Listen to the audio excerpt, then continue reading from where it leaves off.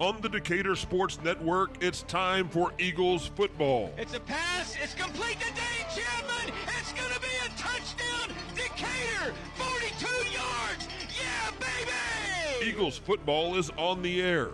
Today's game is presented by Chapman Landscape and Irrigation. Also by Wise Family Practice and Urgent Care, SRPT and Top Tier Performance, Wise Gutter Solutions, Cobb Rental, First National Bank Mortgage, S&J Pharmacy.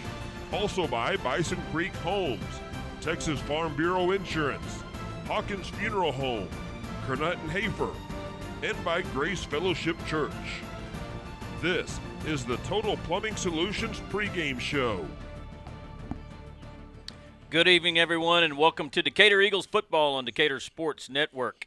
Tonight, the Eagles tangle with the Wichita Falls Coyotes for what will be the final regular season meeting between these two schools, as Wichita Falls, along with the other schools in the Wichita Falls Independent School District, will close its doors after this year for the reorganization and merging of all the high schools in Wichita Falls into two new high schools. But before that happens, the Coyotes and Eagles face each other tonight, each chasing a district championship in District 4-4A. Last year, these two schools met twice, first being in the regular season matchup, which was a classic ball game with Decatur finally pulling away and winning in overtime.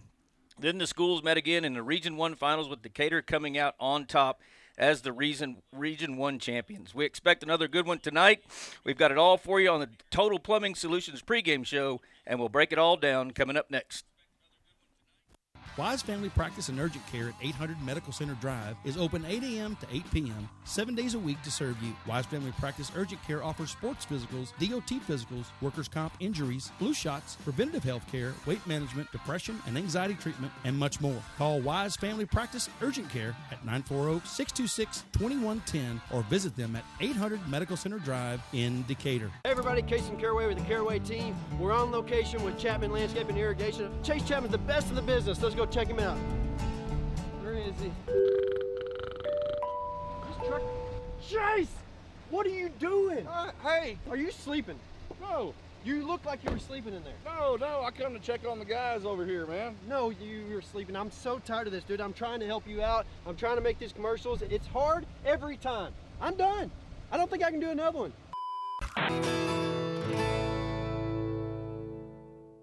For all your seamless gutter needs, give us a call at Wise Gutter Solutions, area code 940-389-7880 for a free estimate. We service Wise and all surrounding counties. We offer new install, repair, leak protection, and cleaning services. We have over 32 different colors for you to choose from also. You can log on to our Facebook page and follow us at Wise Gutter Solutions or our website, wiseguttersolutions.com. We appreciate the opportunity to earn your business and we look forward to speaking with you. Make the wise choice, Wise Gutter Solutions. Go Eagles! Texas Farm Bureau Insurance in Wise County has protected fellow Texans with auto, home, and life insurance since 1963. We have two locations in Decatur and Bridgeport that serve over 4,500 members in Wise County and the surrounding areas. Whether you're wrangling cattle or kiddos, we're proud to protect all fellow Texans in all Texan ways of life. Kelly Lynch, Doyle Lowe, Lisa Bradshaw, Chris Hanlon, and Monty Houston are located in the Decatur office across from James Wood Motors. Lisa Bryant and Todd Vineyard are located in the heart of Bridgeport on Halsell Street. Give us a call or stop by and speak to one of our 6 local agents. Coverage and discounts are subject to qualifications and policy.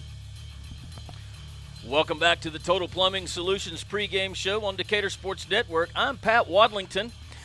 Here with the usual crew tonight. Everybody is present. Let's go through our roll call. I got Mr. Tony Mooney the Beard. Hey, hey. The medium issue on graphics and production, Charlie Tibbles. What's up? Down on the Texas Custom Trailer Sideline all night long, we've got Sam Alanis. Great evening to you, fellas. Great evening. Feels great. We got Buddy Kirkland on our stats, and tonight, special little announcement for Anthony Payton, our trusty cameraman. Today's a special day for you, isn't it, Anthony? Yes, sir. What is it? Come on, tell me. It's my birthday. Happy birthday, man. How old are you? 14. And when you woke up this morning, you told me your back was hurting and you felt older, didn't you? Yes. Yes, I did. Well, as long as it doesn't affect your ability to keep the camera on the football, then we're all good with it. Yes, sir. Happy birthday to you, man. Thanks for being with us. You're welcome.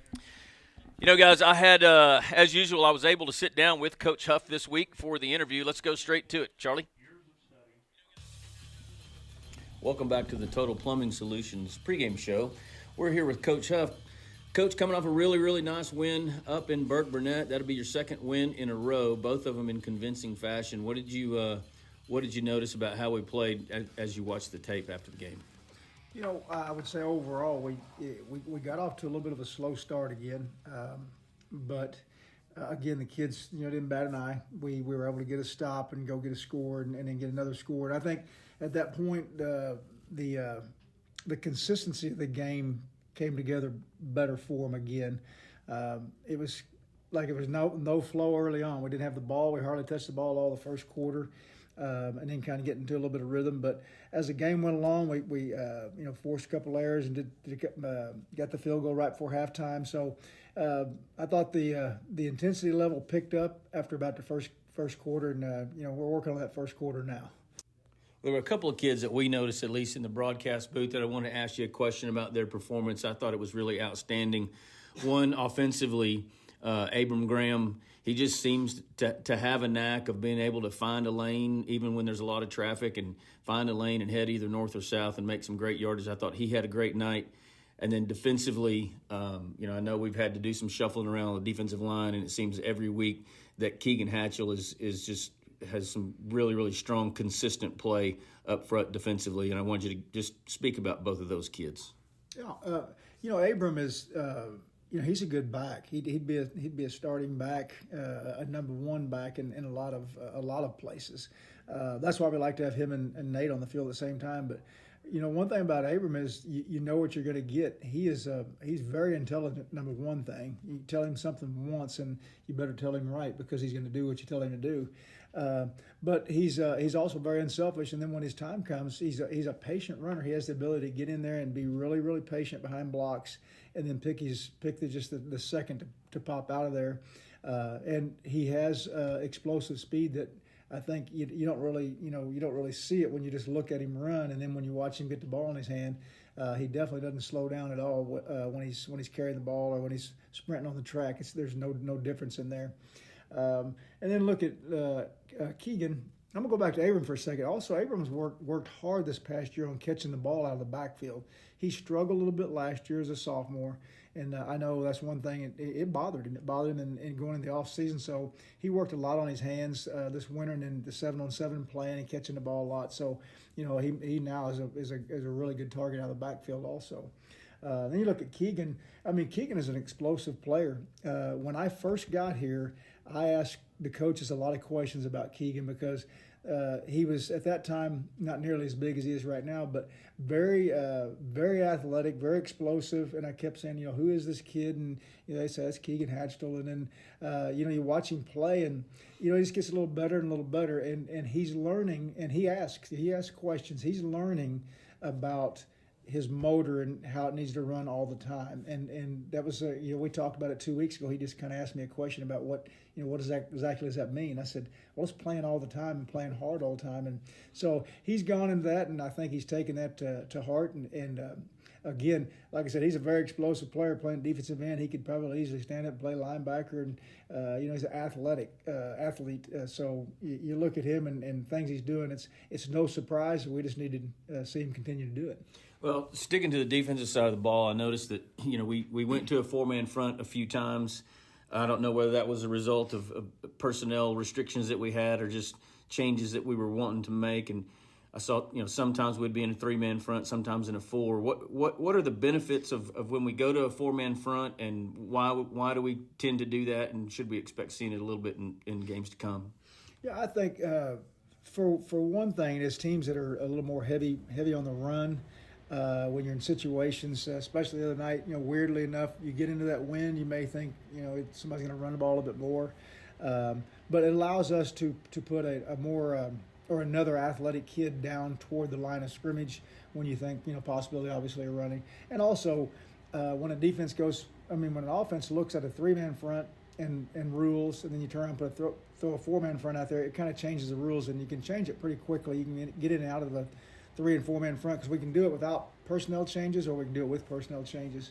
So I think just something that we kind of look at. It's a package we've had, just that they used a little bit more this past week.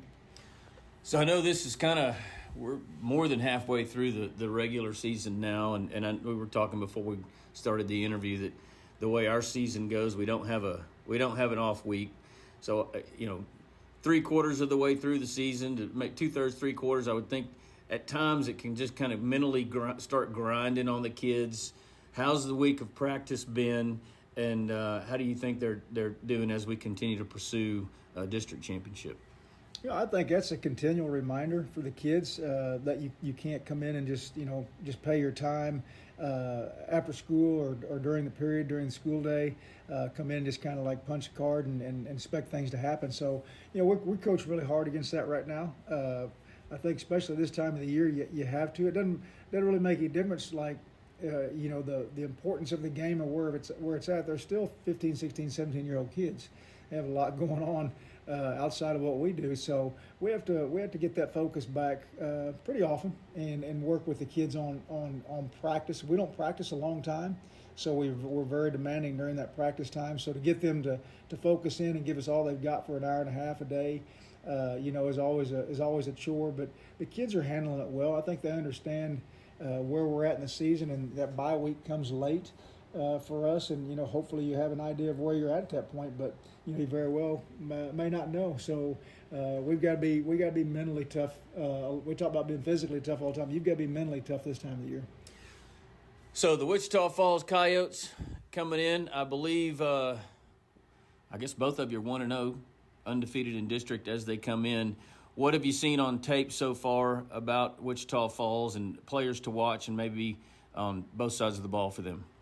Well, much like last year, going into last year's game, we were kind of the same situation. Both teams were, they've played a really tough preseason schedule just like we have, and it's tough getting through that and getting through it healthy. And then you get the district, and fortunately we're both 1-0, but they are pretty much like they were last year. They're defensively. They've got a few kids back from that team that played key roles. They've moved some kids around. But I think one thing they do is they run a defense that we don't see very often, and they'll flip back and forth from a 3-man to a 4-man. It's an odd stack to a 4-man front, and so kids have to be really prepared for that. And hopefully this time of the year we've seen enough fronts that the kids can adjust. But still, again, they're young kids. They don't do this for a living, so they have to practice it and get adjusted to it. So adjusting to that in the game would be very huge for us. And then offensively, I mean, they've got some weapons. They got a running back. He played a little bit last year. He was younger. Of course, they had the one running back that was a senior last year. This kid this year, again, put it in his hands. He's got an opportunity to take it the distance at any time. So, scary speed there. Same receiver on the outside. The Fleeks is, he's good. There's no doubt about that. And he may not have just a ton of receptions right now, but nobody's fooled by that, none whatsoever, because he's a big, strong target. He hurt us big time last year, late in that game. So our eyes are wide open going into what they're capable of doing, and we'll take the records and throw them out the door. So I want to ask you a little bit as we close out the interview about just injury status, player availability. I know Caden Barnes has been out for several weeks now. Is there any expectation of when we might be able to expect him back on the field this week, next week? What does that look like? One thing I'll give Caden props for is he is working his tail off to get himself back. It seems like every day it's a little bit better, and then he'll hurt a little more. The more you push it, the more it hurts a couple of days. But he's slowly but surely getting back. I've seen him out on the field a couple of times. Doing a little bit of run stuff. Does a lot of stuff in the pool right now. So hopefully we're pushing to a time period that he starts getting comfortable. We can start putting him out to where he can run and do some change of direction stuff. And so we're all waiting to get him back for sure. Well, Coach, I know you got him prepared, and best of luck to you here in a few minutes against the Coyotes. Thank you very much. Appreciate it. Stay tuned because there's more to come on your Total Plumbing Solutions pregame show right after this. Terms may vary by situation.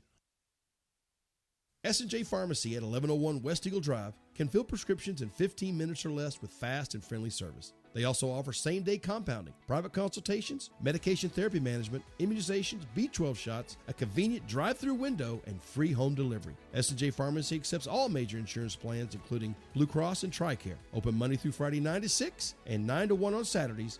Call 940-627-5400. That's 627-5400 for S&J Pharmacy in Decatur.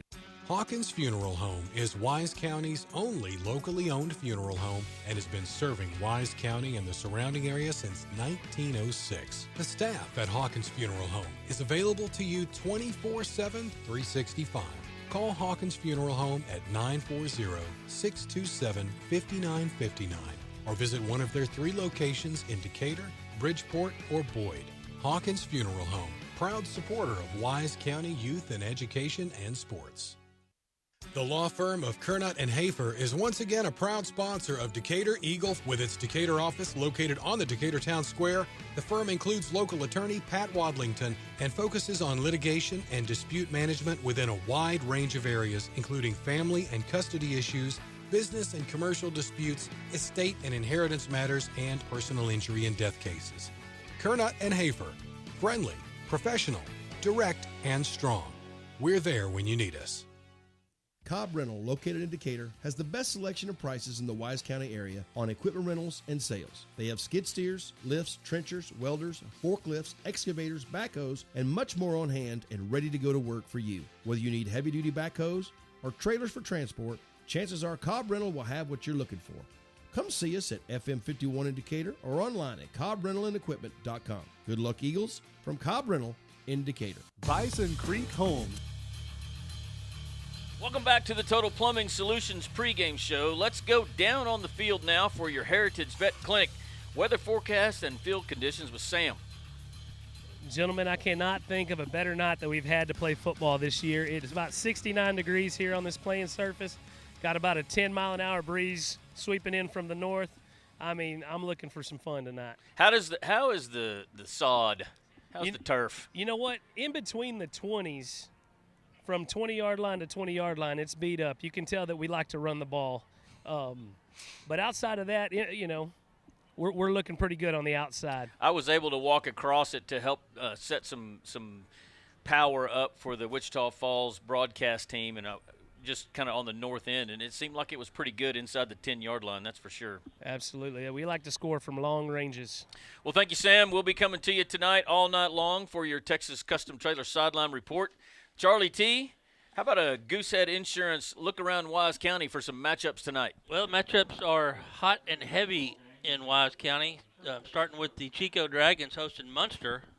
Munster was actually one of the teams my Uncle Sam coached when he was a coach. I spent a little bit of time in the Munster locker room back in the day when I was a kid. Bowie is at Iowa Park. A district game, Springtown's at Mineral Wells. Jacksboro is in Comanche, so we're going to look around Jack and Montega a little bit here too. The Jeterville Eaton Eagles are at Keller Timber Creek. Northwest is at the Colony. The hated Abilene Wally Bulldogs are hosting Ryder tonight, so maybe Ryder can pick up a win there. Decatur Victory is hosting Grayson Christian. And Bridgeport is at Gainesville tonight, the 7:30 start. So these last games are 7:30 starts, so we'll be a little bit before we can bring you those scores. Boyd is at Ponder. The state-ranked Paradise Panthers are hosting Peaster. And then finally here in Wise County, Tioga is up at Bulldog Stadium in Alvord. Well, thank you, Charlie. There's more to come here on your Total Plumbing Solutions pregame show when we return opponent scout, players to watch, and player availability and starting lineups. We'll be right back after this. Is an established home builder in Decatur, proudly serving Wise County and surrounding areas. With an in-house licensed architect and interior designer, Bison Creek Homes has been leading the way in innovative home designs such as modern, contemporary, farmhouse, Texas Hill Country designs, and more. Come put our many years of construction experience to work for you. Visit BisonCreekHomes.com and check out the many beautiful homes we have built. And go Eagles! Build or buy your dream home with help from the mortgage experts at First National Bank Mortgage. Mortgage money man Mark Goodwin will help you build or buy the home of your dreams in Wise County. Our office is now open in Bridgeport, and we're ready to get to work on your new home loan. Why trust your mortgage to anyone else? First National Bank Mortgage, now open in Bridgeport. Apply online at mortgagemoneyman.com. NMLS 543312, Equal Housing Lender, member FDIC. Welcome back to your Total Plumbing Solutions pregame show. It's time now to go to the beard. Tony, you got some information on the Wichita Falls Coyotes for us? I do, Pat. I sure do. So like you said earlier, the last time Old High and the Eagles met at a C.H. Collins complex last year, the Eagles punched their ticket into the state semifinals. So going into tonight, both teams are coming off their first wins in district. But I got to say, man, Decatur thrashed Burke Burnett 51-21. Wichita Falls beat Mineral Wells 41-26. But that's really – it's interesting because Coyotes surrendered 363 yards to the Rams, including 193 yards rushing. And Mineral Wells, their problem was they left a lot of points off the board, unable to score on anything in the first half. Mineral Wells dominated the possession of the first half, but only had 6 points to show for it. Wichita Falls also gave up 2 fumbles in the first half, but again, from those, Mineral Wells could only come away with 3 points. Players to watch on the Old High team is Eric Powell on the Russian side. He was 19 carries for 151 yards. Jordan Mitchell, 18 carries for 113 yards. Cameron Jones, 3 for 10. And Zage Gravitt, 3 carries for no yards. On the passing side, like Coach said, Keandre Fleeks, Justin Judy, Jordan Mitchell, and Jackson Mitchell are the ones to look at in the receiving core. Wichita Falls, interestingly, ended the game by kicking a field goal instead of scoring a TD because Freeman, their head coach, said they wanted to ensure that they hit the 15-point cap in case there's a district tiebreaker. However, Decatur's 3-4 on the season. Old High's 2-5. The line tonight is Decatur by 29, Pat. Whoa. Well, let's make a change on our sheet here because it looks like we're going to go down on the field soon for your John Chesnick Custom Homes coin toss. At least they're lining up the captains. Captains for Decatur, Antoine Gilbreth, Nate Palmer, Cade Brazil, and Jed Ross. Across the way for the Coyotes, number 3, Keo Fleeks. Number 78, Kyler Boone. Number 4, D. Kelly. 12, Jacoby Clay. And rounding it out is number 10, Ivory Kelly. So it looks like we're going to have a coin toss. Oh, here we go, finally. Here they go. It's like Sam, are you live with us? I'm live. Okay. They are being led out by head official Andre Williams, I believe. They're doing this a little different. This guy is put together more than any other human I've ever met, by the way, this white hat. Great. Like he could lift some weights? That, and you know what? When he shook my hand, he took his hat off. I mean, very gentlemanly. And he did that with every one of our captains as well. He took his hat off and shook their hands. It was awesome. As the captains approach each other at midfield, we'll just listen in. Right here, guys. Hold on. We'll play father leader, guys, okay? I want you to walk over here, introduce yourself. You trail him, okay? Just line right here. Just walk down this way. Right here, in front of him. Shake his hand. Okay, how you doing, sir? How are you, sir? How you doing, sir?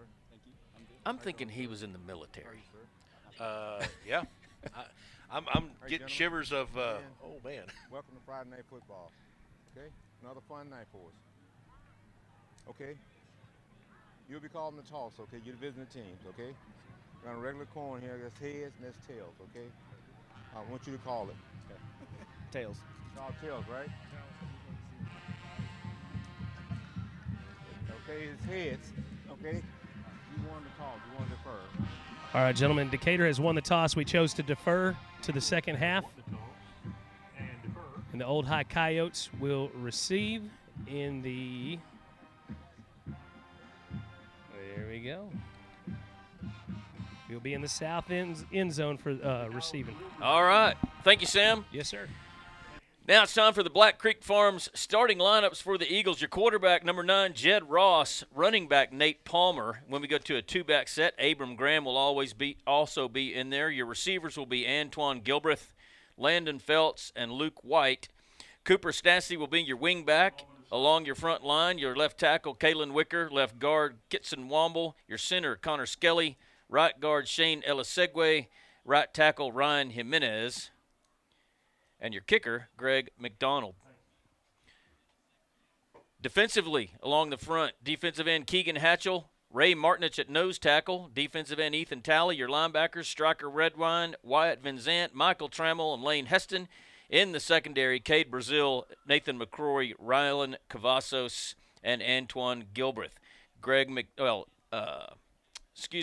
McCrory will also have punting duties. Let's take a quick break while we have the national anthem here at Eagle Stadium, and we'll be back with the start of tonight's ball game right after this. Injuries happen, and you want your athlete better fast. Experience matters, and SRPT and Top Tier Performance are the go-to experts in sports medicine and rehab with 40-plus years caring for athletes. They offer same-day injury assessments Monday through Saturday with fast-track to X-rays, MRI, orthopedic surgeons, and physicians available. They have an arsenal of treatment options to get your athlete back in the game, including cupping, dry needling, laser therapy, massage, adjustments, dry sauna, and cold immersion. Call 940-627-6290 to get started and go where the experience is. Top Tier Performance and SRPT in Decatur. My name is Chris Hurst, and I'm the lead pastor at Grace Fellowship, and I would love for you to join us this Sunday. We have services at 8, 9:30, 11, and 12:30 each week, and our services are compelling, casual, and relaxed. So come as you are and expect to feel welcome. For children and students, we have engaging services that are designed to help them know God in a personal way. We want to help people experience God in the same way that we have. For more information, find us online at gf.church. Hope to see you this Sunday. Go Eagles! Wise Family Practice and Urgent Care at 800 Medical Center Drive is open 8 a.m. to 8 p.m., 7 days a week to serve you. Wise Family Practice Urgent Care offers sports physicals, DOT physicals, workers' comp injuries, flu shots, preventative health care, weight management, depression and anxiety treatment, and much more. Call Wise Family Practice Urgent Care at 940-626-2110 or visit them at 800 Medical Center Drive in Decatur. Hey everybody, Casey Caraway with the Caraway team. We're on location with Chapman Landscape and Irrigation. Chase Chapman's the best in the business. Let's go check him out. Where is he? Chase! What are you doing? Hey! Are you sleeping? No. You look like you were sleeping in there. No, I come to check on the guys over here, man. No, you were sleeping. I'm so tired of this, dude. I'm trying to help you out. I'm trying to make these commercials. It's hard every time. I'm done. I don't think I can do another one.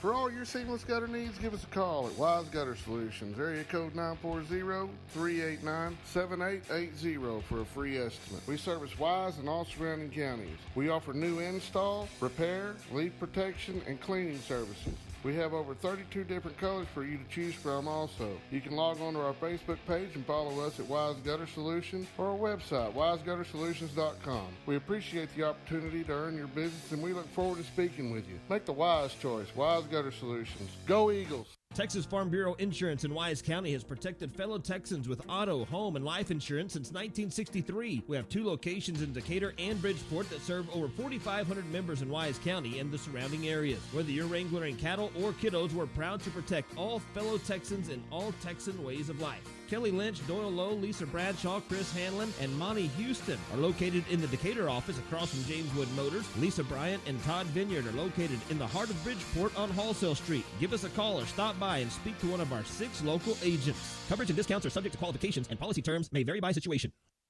S&J Pharmacy at 1101 West Eagle Drive can fill prescriptions in 15 minutes or less with fast and friendly service. They also offer same-day compounding, private consultations, medication therapy management, immunizations, B12 shots, a convenient drive-through window, and free home delivery. S&J Pharmacy accepts all major insurance plans, including Blue Cross and TRICARE. Open Monday through Friday 9 to 6 and 9 to 1 on Saturdays. Call 940-627-5400. That's 627-5400 for S&J Pharmacy in Decatur. Hawkins Funeral Home is...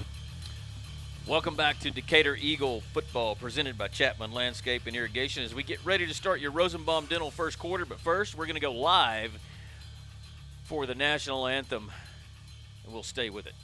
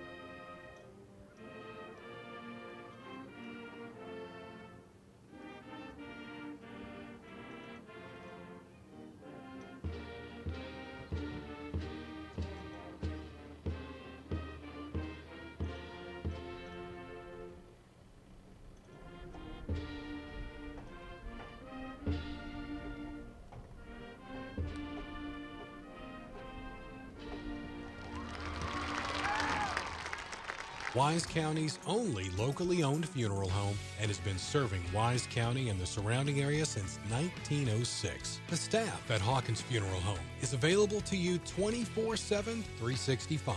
Call Hawkins Funeral Home at 940-627-5959 or visit one of their 3 locations in Decatur, Bridgeport, or Boyd. Hawkins Funeral Home, proud supporter of Wise County youth and education and sports.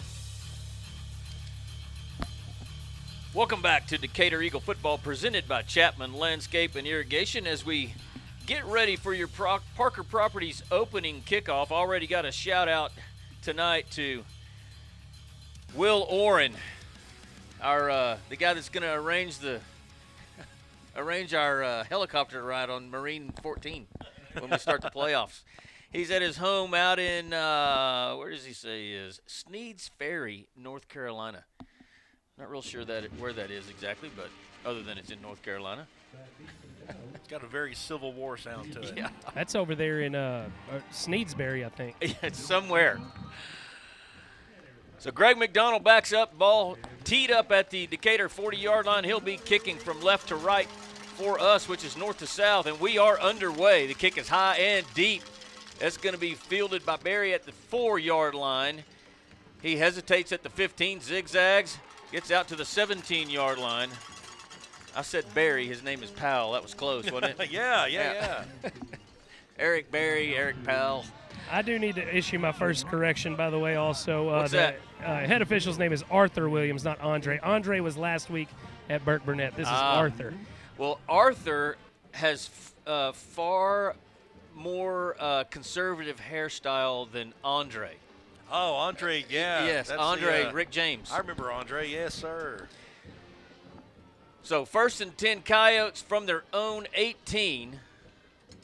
Zage Gravitt in an empty set in the shotgun. Snap is back. He looks to throw. He throws it complete on the far side to Powell. Tackle quickly made by Vincent. Gain of maybe 4. They'll mark it at the 22. That's a sophomore quarterback? Junior. Looks like a freshman. Single back set on 2nd and 6. Gravitt throws it complete to the far side to Fleeks. He's going to get pushed out of bounds shy of the line to gain. It'll bring up 3rd down and short for the Coyotes in this opening possession of the first quarter. Well, Antoine had his helmet in Fleek's ribs and was ready to pick him up and take him out of bounds. Looks like it'll be 3rd and about 1.5 yards. Gravitt from a shotgun. He'll hand it off to Powell. He's met behind the line of scrimmage by several Eagles, and he's going to be dropped for a loss and short of the first down. Be 4th and 2 Coyotes, and they'll send on the punting unit. Well, that was just an absolutely crushing 3 and out. Gentlemen, I don't know if you guys had noticed, but our play clocks are not functioning currently at the stadium. So when our play clock gets down to about 10 seconds, you'll see one official put his hand up, and that'll signify that there is 10 seconds left on the play clock. Thank you very much for that, Sam. The punt is away barely. It might have got tipped a little bit. I couldn't tell who that was. It might have been McCrory, but it was short. It goes out of bounds, still in Coyote territory, and the Eagle offense will start with great field position tonight at the Coyote 46. Well, it was a rugby-style punt, which apparently is in vogue now amongst various high schools and, even in the – Well, it works if you can do it right. Exactly, yeah, but that one wasn't quite correct. So on 1st and 10, the Eagles will go with 2 receivers left, 1 to the right. Ball spotted on the left hash. Now Feltz comes in motion. They'll hand it straight away, give to Palmer. He's inside the 45 to the 44. Short gain of 2.5. Kelly was the first one on there, and then he stood him up, and then somebody else tried to hammer him, but you just don't bring him down. Not that easily. Graham comes in the backfield with Ross. Now he'll motion out. Palmer split as a receiver to the left side. There's your snap. It's a pass is incomplete, intended for Palmer. He just kind of looked upfield, I think, before he really had it. I think he saw the TD already. So 3rd down and 8 for the Eagles on this opening possession of your Rosenbaum Dental first quarter.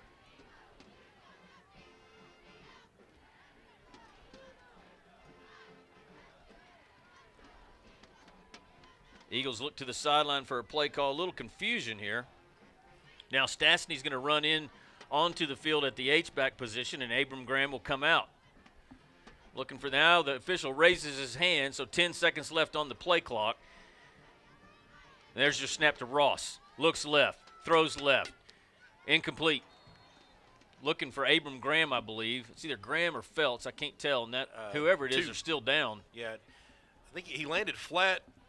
Might have knocked the wind out of him. The breath knocked out of him. It was Landon Feltz, but he's up and off, trotting off the field under his own power. So a punting situation for the Eagles.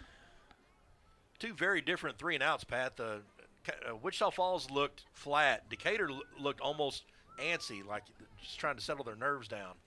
Fleeks and Lara deep to receive McCroy's punt. It'll be Lara with a fair catch at the 10. And that'll be where Wichita Falls will start with 10:05 left in your first quarter.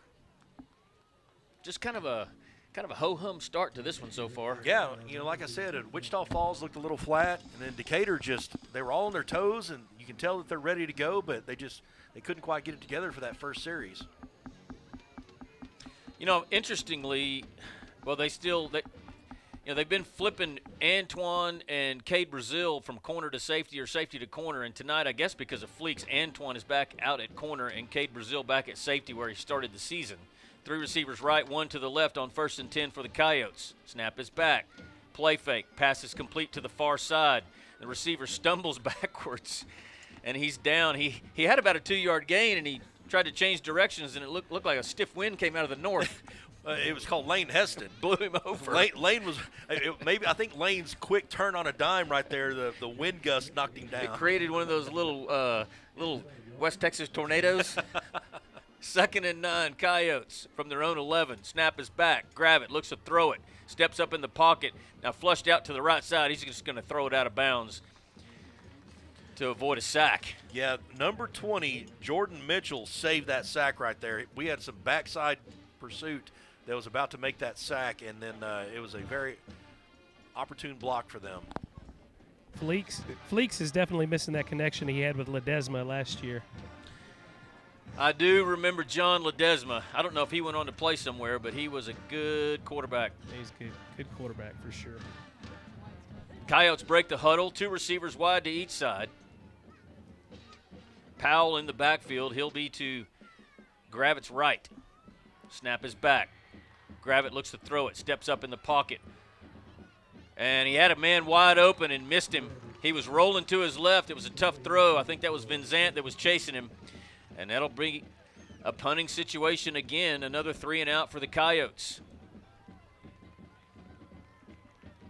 This time it'll be Gilbreth back deep to receive the punt.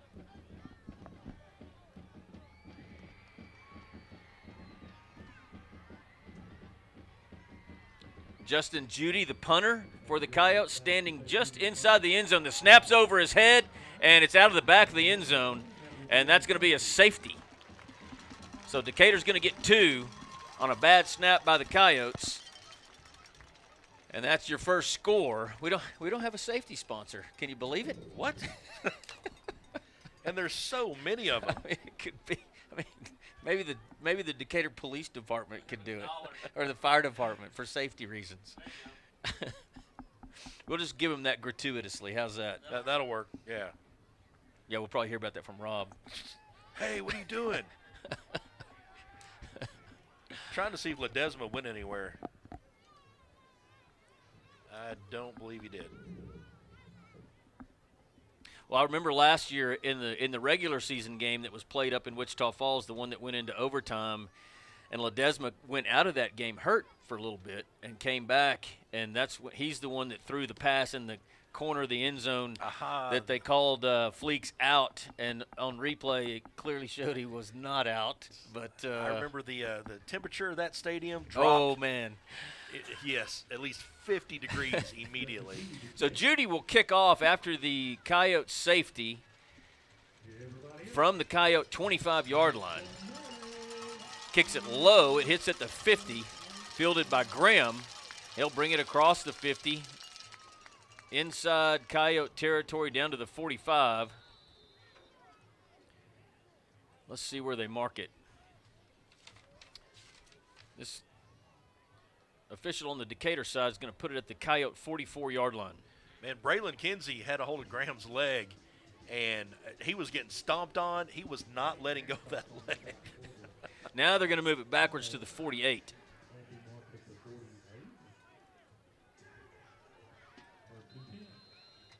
Pistol formation for the Eagles. Stassi will line up as an H-back on the right side. They'll hand it to Palmer. Off tackle to the near side. He gets around the corner inside the 40 down to the 38 and the 37, and that'll be your first Krisha Heston first down of tonight's ball game with 9:03 and counting on your clock on your James Wood scoreboard. Number 4, D. Kelly on the stop right there. 1st and 10 Eagles. There's your snap. Straightaway give to Palmer. Big hole. He's inside the 30, still on his feet, all the way down to the 27. And that's going to be another Krisha Heston first down. I thought Kelly had him again during the first level right out of past the line of scrimmage, but, man, Nate stayed on his feet and got a few more yards. Now Palmer lines up to the right of Ross. Straightaway give to Palmer again. This time he's met right near the line of scrimmage. And well, I didn't like the way he looked when he went down. He kind of had his left leg underneath it, but he looks fine when he jumped up. Short gain of 2. Jacoby Clay, the defensive end, came in at an angle right there. Yeah, it took him. It was a really awkward tackle.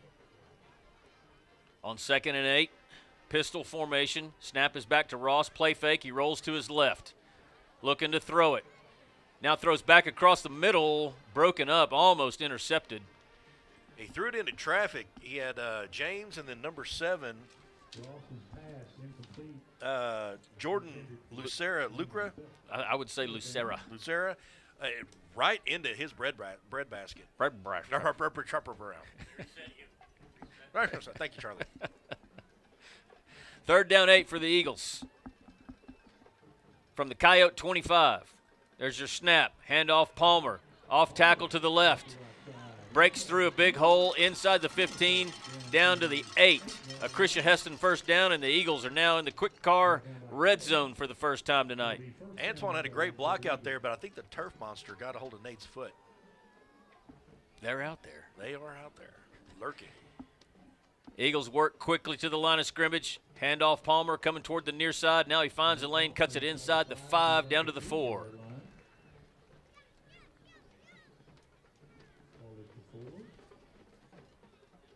Decatur picking up momentum now. Wichita Falls staying with it, not allowing really deep plays or anything like that, but see what happens. Pistol formation, handoff Palmer again, straightaway give, looking for the goal line, stopped just short down at the 1.5. That'll be 3rd down and goal for the Eagles. Jacoby Clay and Kelly on the ankle tackle there. Ball just inside the 2. Pistol formation, strong to the right side for the Eagles. There's your snap. There's a whistle, and Nate was rolling forward before a rolling start by number 7, and they caught him.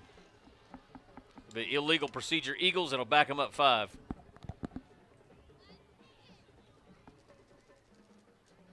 Yeah, rolling through a stop sign typically gets you a ticket too, Pat.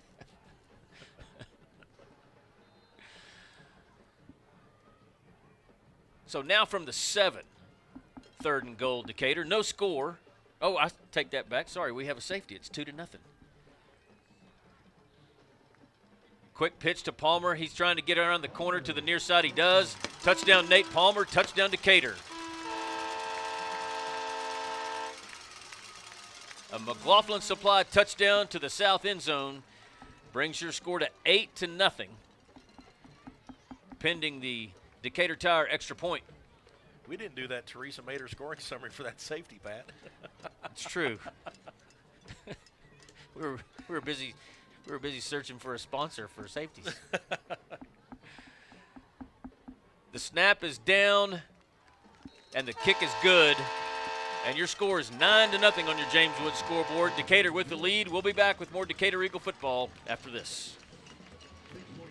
The law firm of Kernot and Hafer is once again a proud sponsor of Decatur Eagle. With its Decatur office located on the Decatur Town Square, the firm includes local attorney Pat Wadlington and focuses on litigation and dispute management within a wide range of areas, including family and custody issues, business and commercial disputes, estate and inheritance matters, and personal injury and death cases. Kernot and Hafer, friendly, professional, direct, and strong. We're there when you need us. Welcome back to Decatur Eagle football, presented by Chapman Landscape and Irrigation, as Decatur takes a 2-score lead, 9-0, on a 7-yard touchdown run by Nate Palmer. Tony, got a Teresa Mater scoring summary for us? I do. After Decatur's little 2-point excursion right there, we took the ball from the 48, marched downfield slowly and methodically, and then Nate Palmer punched it in. McDonald with your Parker Properties kickoff. It's deep into the south end zone. It'll be a touchback for the Coyotes. What is exactly a 2-point excursion? That's exactly what we just saw.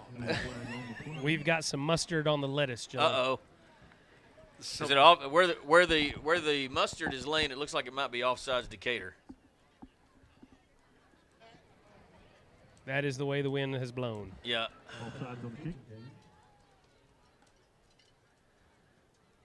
Well, they're going to mark the ball down at the 30-yard line, which is where Wichita Falls will start its third possession of the Rosenbaum Dental first quarter. I haven't got a first down yet, have they? They have not. 2 3-and-outs, and a bad snap and a safety for us.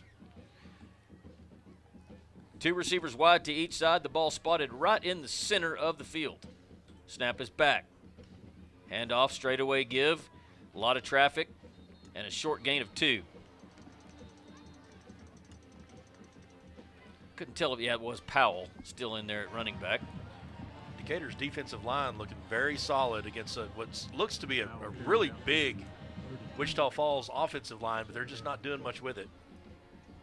Same formation on 2nd and 7 for the Coyotes. Gravitt's going to throw it to the far side, complete to Fleeks.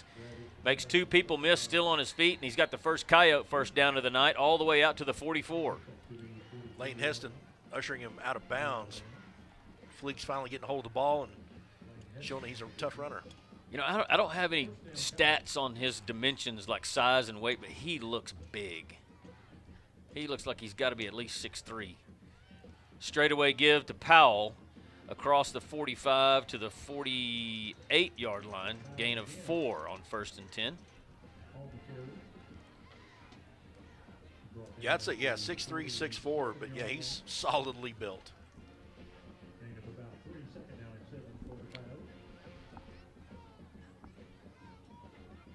Two-back set this time for the Coyotes with Mitchell in the backfield. It's a play fake. Complete on the far side to Fleeks. He's got another Coyote first down, and he's into Decatur territory for the first time tonight at the 42. Keo Fleeks is listed at 6'5", gentlemen. My eyes aren't fooling me. And he looked every bit of it when he came out with the captains.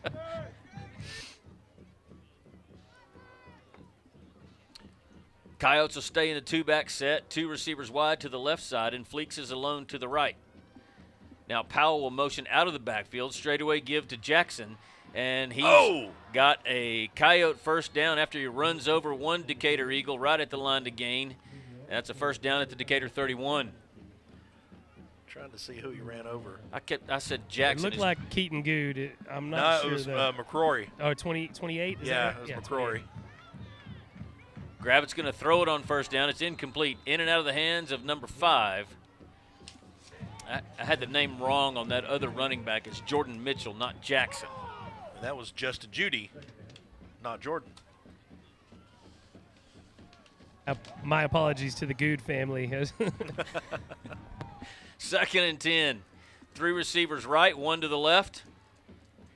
Shotgun formation for the Coyotes. Snap is back. Play fake. Gravitt. Screen pass to the near side to Powell. He's got room to work inside the 35, or inside the 20, all the way down to the 18, and it's another Coyote first down, and all of a sudden the Coyote offense is clicking. They work quickly to the line of scrimmage. Little tempo here by the Coyotes. There's your snap. Gravitt's going to throw it again to Fleek on the far side. It's complete, and he's tackled at about the 16. It'll be a short gain this time. And Gilbreth in there taking him out. Second down, 8. Ball at the Decatur 16. There's your snap. Gravitt looks to throw it to the left side. It's complete at the 10. Inside all the way down to the 6. That was complete to number 15, Cameron Jones. And it's now 1st and goal, Coyotes from the Decatur 6. Cade Brazil on that stop, but, man, Coyotes looking strong this drive. A lot of substitutions for the Coyotes. They're bringing in some more beef up front, it looks like.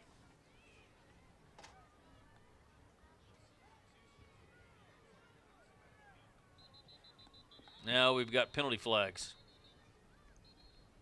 and whistles. And all their coaches on the sidelines, they're on the field. Oh, timeout. A Trinity okay. Realty timeout. Our first one of the night with 3:46 left in your first quarter. We'll be right back with more Decatur Eagle football after this. Cobb Rental, located in Decatur, has the best selection of prices in the Wise County area on equipment rentals and sales. They have skid steers, lifts, trenchers, welders, forklifts, excavators, backhoes, and much more on hand and ready to go to work for you. Whether you need heavy-duty backhoes or trailers for transport, chances are Cobb Rental will have what you're looking for. Come see us at FM 51 in Decatur or online at CobbRentalAndEquipment.com. Good luck, Eagles, from Cobb Rental in Decatur. Bison Creek Homes is an established home builder in Decatur, proudly serving Wise County and surrounding areas. With an in-house licensed architect and interior designer, Bison Creek Homes has been leading the way in innovative home designs such as modern, contemporary, farmhouse, Texas Hill Country designs, and more. Come put our many years of construction experience to work for you. Visit BisonCreekHomes.com and check out the many beautiful homes we have built. And go Eagles! On 1st and goal from the Decatur 6, the Coyotes give it to Powell, off tackle to the right side, and he might have got a yard. Nope, they're going to mark it at the 6 again. So no gain. 2nd and goal, Wichita Falls. If you're just joining us, your score 9-0. Decatur with the lead with 3:20 and counting in your Rosenbaum Dental first quarter. Wichita Falls breaks the huddle. And Powell lines up to the left of quarterback Zage Gravitt. Snap is back. Play fake. Gravitt looks to throw. Now under pressure, and he's going to he throws it into the end zone, and it is intercepted. Nope, incomplete. Man, Two Eagles were on it. It was Cade Brazil and looked like Cavazos, and both of them wanted the interception in the stat book. And then we had 2 Eagles in the backfield on that sack. Just about brought Gravitt down. Quick shout out to David and Shonda Elliott listening and watching up in Deer Beer Camp up in Oklahoma.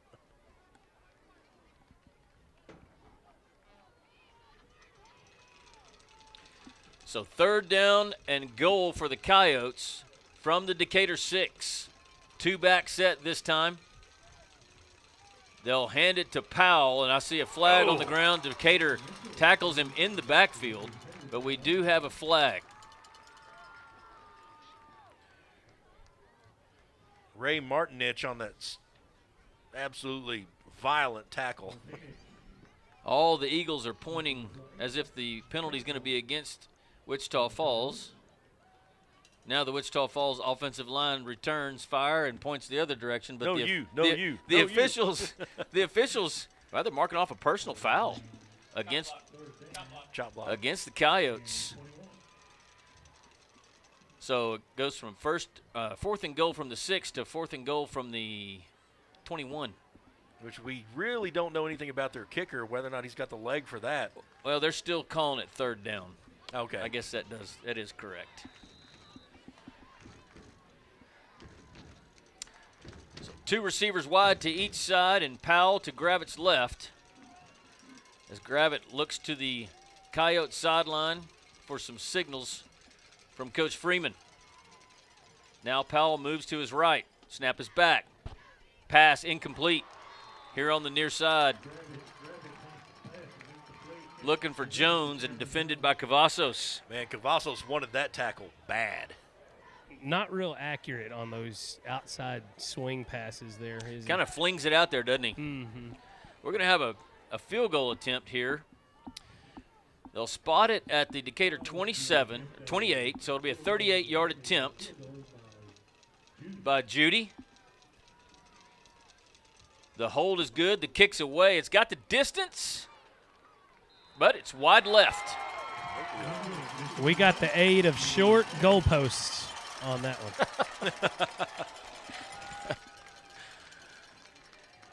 So after all that, Coyotes come away with no points. That's got to be somewhat demoralizing. They had a good drive. They really did. And it fell apart in the red zone, and then that penalty just killed them. So 2 backs in the backfield with Ross on 1st and 10. 2 receivers left, 1 to the right.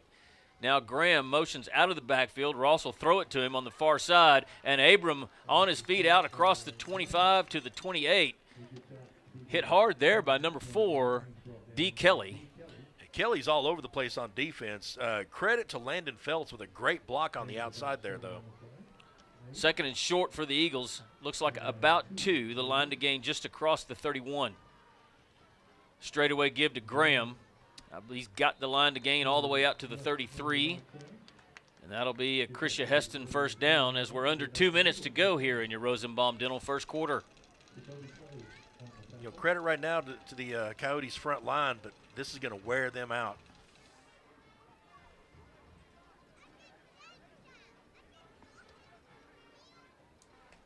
Eagles taking their time. Line up in a pistol formation. Stastny comes in motion to an H-back on the right. They'll hand it to Palmer. He'll come right behind him. Out across the 35 to the 36, gain of 3. So Jacoby Clay on that stop came in from the backside, just chased Palmer down while he was looking for a hole. 2nd down, 7. There's your snap. They'll hand it to Palmer going off tackle to the left. He's across the 40, across the 45, works his way all the way out to the 48. Nice second effort and yards after contact by Nate on that one. Again, Cooper Stastny on that block right there got Nate. Well, he was able to make the corner off of that, or at least the turn, not necessarily the corner. And then it was all Nate in the second phase. On 1st and 10, Palmer will line up as a receiver in a slot on the right side. They'll throw it to Luke White off his hands and incomplete. That's a formation and a play that I haven't seen yet this season. And on top of that, the snap was a little high. Didn't look like Luke had seen that one yet either. Man, if he caught that, I think he had a chance. It did look good. I mean, he was open. That's for sure. I think everybody in the stadium was looking at Nate. Palmer's in a slot again now on the far side. Now he'll come in motion, and they'll hand it to him on a jet sweep. He's trying to get around the corner and does barely. He's across midfield as he crosses over the Renshaw Drug 50-yard line, and he'll be down at the Coyote 48. The Coyotes, they're quick. They can pursue. Result of that play is a 3rd down 6 for the Eagles. 3 receivers left, 1 to the right. Palmer stands to Ross's right. Snap is back. Ross looks to throw it. Throws it incomplete. That ball knocked away. He's looking for Luke White. That was number 10. Ivory Kelly on the great good defense. coverage. Yeah, just right there for it. Was able to get a hand on it. So the Eagles going to be forced to punt. 15 seconds left in the first quarter. Your score is still 9-0. Lucera and Fleeks back deep to receive the punt. Fleeks standing at the Coyote 20 and Lucera at the 15. Fleeks will fair catch it right about, 16? 18-yard line is where they'll mark it.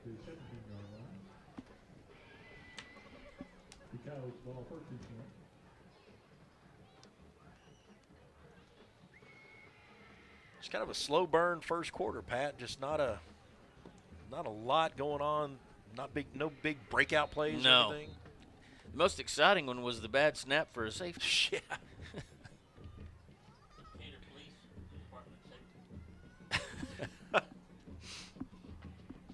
Brought to you by the Department of Defense. Handoff. Powell met in the backfield. Breaks that tackle and gets across the 20 to the 21. The dozer had him. Just could not keep that claw on him. That will do it for your Rosenbaum Dental first quarter. We'll head to the second with your score Decatur 9, Wichita Falls 0. We'll be right back. Build or buy your dream home with help from the mortgage experts at First National Bank Mortgage. Mortgage money man Mark Goodwin will help you build or buy the home of your dreams in Wise County. Our office is now open in Bridgeport, and we're ready to get to work on your new home loan. Why trust your mortgage to anyone else? First National Bank Mortgage, now open in Bridgeport. Apply online at mortgagemoneyman.com. NMLS 543312, Equal Housing Lender, member FDIC. Injuries happen, and you want your athlete better fast. Experience Matters and SRPT and Top Tier Performance are the go-to experts in sports medicine and rehab with 40-plus years caring for athletes. They offer same-day injury assessments Monday through Saturday with fast-track to X-rays, MRI, orthopedic surgeons, and physicians available. They have an arsenal of treatment options to get your athlete back in the game, including cupping, dry needling, laser therapy, massage, adjustments, dry sauna, and cold immersion. Call 940-627-6290 to get started and go where the experience is. Top Tier Performance and SRPT in Decatur. My name is Chris Hurst, and I'm the lead.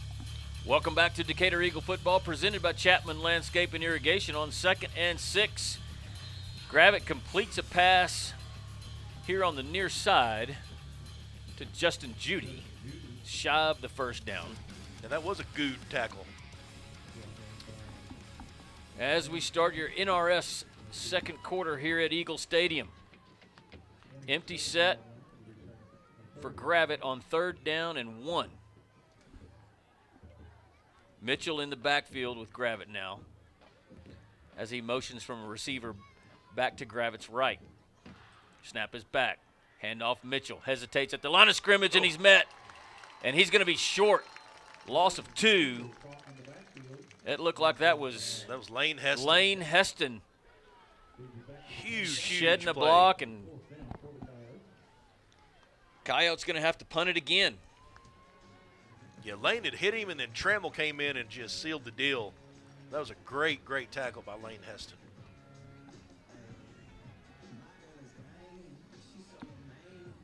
So Gilbreth, with the return duty, stands at the Decatur 36. Now we got whistles and some confusion. Got timeout. Coyotes. Another Trinity Realty timeout with 11:11 to go before halftime. We'll take one and be right back after this. Lead pastor at Grace Fellowship, and I would love for you to join us this Sunday. We have services at 8, 9:30, 11, and 12:30 each week, and our services are compelling, casual, and relaxed. So come as you are and expect to feel welcome. For children and students, we have engaging services that are designed to help them know God in a personal way. We want to help people experience God in the same way that we have. For more information, find us online at gf.church. Hope to see you this Sunday. Go Eagles! Wise Family Practice and Urgent. Welcome back to Decatur Eagle football as the Coyotes punted away on 4th and 4. And Gilbreth receives it at the Decatur 40, breaks a tackle across the 50, across the 40. He's inside the 30. Antoine still on his feet all the way down to the 10. Will he score? He does! Touchdown, Antoine Gilbreth. 60 yards. Ivory Kelly, number 10, had him on about the 8-yard line. Antoine stiff-armed him, slowed down enough to push him down into the turf, and then strolled into the end zone. See how many sponsors we can get on this one play. We've got 60 yards of return yardage for the roof guy. We've got a McLaughlin Supply touchdown, followed by a Decatur Tire extra point attempt. That's 3 and 1, baby. It's a hat trick.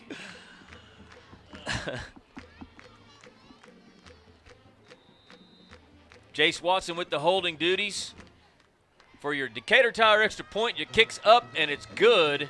And just like that, it's 16-0 Decatur with 10:55 to go in your NRS second quarter. We got some scores around the area.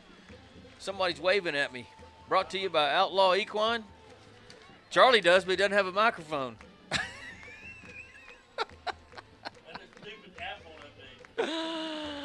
Oh, man. All right, so we've got the Jayton Jaybird. Oh, wait, no score there. Munster Hornets over Chico Dragons right now in the second quarter, 14-0. We've got Iowa Park Hawks over the Bowie Jackrabbits in the second quarter, 20-0.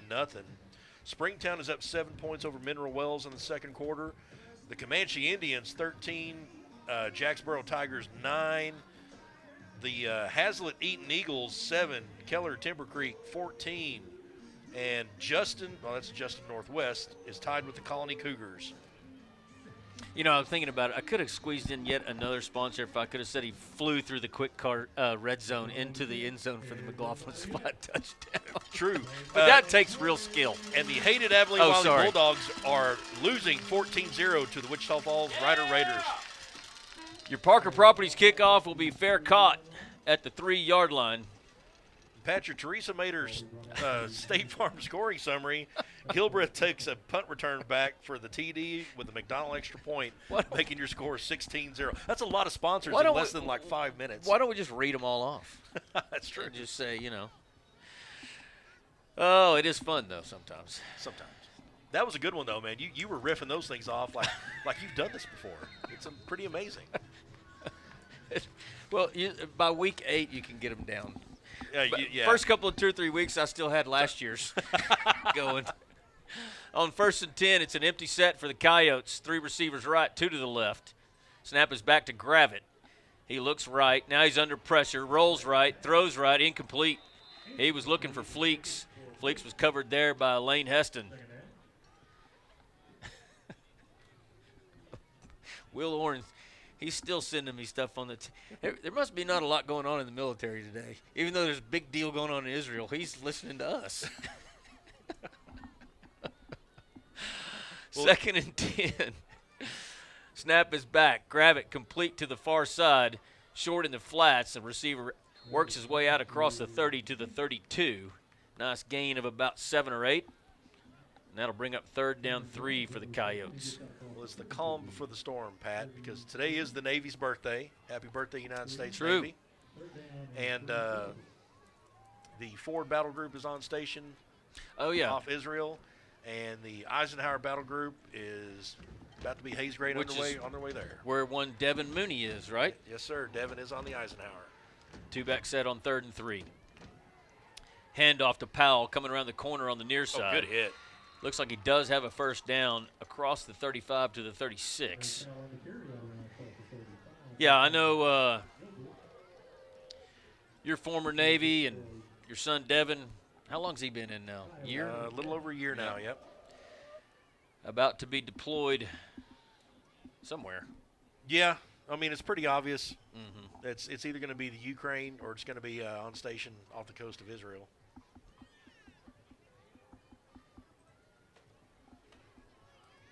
So 1st and 10 Coyotes from their own 36. They trailed Decatur 16-0 on your James Wood scoreboard. Handoff, Powell straight ahead. Met just past the line of scrimmage by Van Zandt. Just stood him straight up at the 38. I love seeing when Wyatt does that stuff, man. Just no hitting low, just man-to-man. I'm going to take you down. Shout out to my active member of the Navy cousin, Andrew Tanguma, who is alumni of Wichita Falls High School. Nice. 2nd and 8 Coyotes. Gravitt looks to throw it. Throws it complete in Decatur territory. And the receiver still on his feet inside the 45 down to the 43. That was the number 15, Cameron Jones, and he was wide open in that Decatur zone. Right in the middle, and then Antoine with a great open field tackle. Coyotes get to the line of scrimmage quickly, and now they pause and look to the sideline for a change in the play call. Powell in the backfield with Gravitt. Fleek split out here to the right side and 3 receivers to the left. Now Powell will move to Gravitt's left. Snap is back. Handoff Powell. Changes direction behind the line of scrimmage, and he's going nowhere. Tackle finally made there by Lane Heston, but I think it was the Vendozer that made him change directions in the first place. Vendozer made him change directions, and his striker Redwine was able to wrap him up couldn't bring him down, but then Lane came in and sealed the deal. They run some old school schemes. That was buck sweep, and you haven't seen that from a lot of people this year. Both guards pulling out. 2nd down 12 after that loss of 2. Gravitt looks to throw it. Plenty of time. Rolls to his left. Now he's going to throw. Incomplete. Looking for number 23, Jackson Mitchell. Just off his fingertips, and that'll bring up 3rd down and 12 for the Coyotes. He had an open lane to the outside, but I guess he just made the decision that he wanted to try to put the ball in the receiver's hands, even though everybody was covered. Ball on the right hash, 2 receivers wide to each side. Hard count by the Coyotes. Eagles almost went for it, but they were able to restrain themselves by about a foot. Showing blitz on the far side. Let's see if that backer comes. Snap is back. Gravitt looks to throw.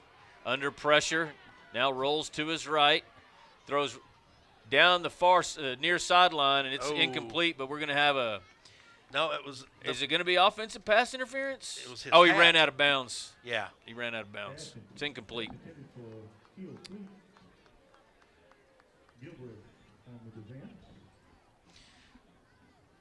So another punting situation for the Coyotes. The Decatur defense looking strong tonight. Had that one – Wichita Falls had that one drive down inside the 10 that stalled out, and they got the penalty and no points. But other than that, the Decatur defense has been stingy. Looking really good. Gilbreth, who returned the last punt for a touchdown, stands at the Decatur 10, but this one's going to go out of bounds. Let's see where they spot it. They'll stop at the Decatur 15.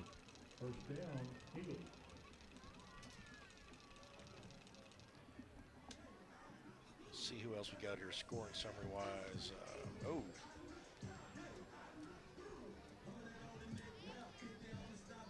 Fort Worth Carter, 56. Kennedale, 7. Whoa. Final. 2-back set on 1st and 10 for the Eagles now. Palmer will motion out of the backfield, and they'll throw it to him on the far side, complete. Gets out across the 15. They'll push him out of bounds along the Coyote sideline. Looks like at the 19-yard line, gain of 5. They'll call it 4 and still call it 2nd and 6 on your James Wood scoreboard.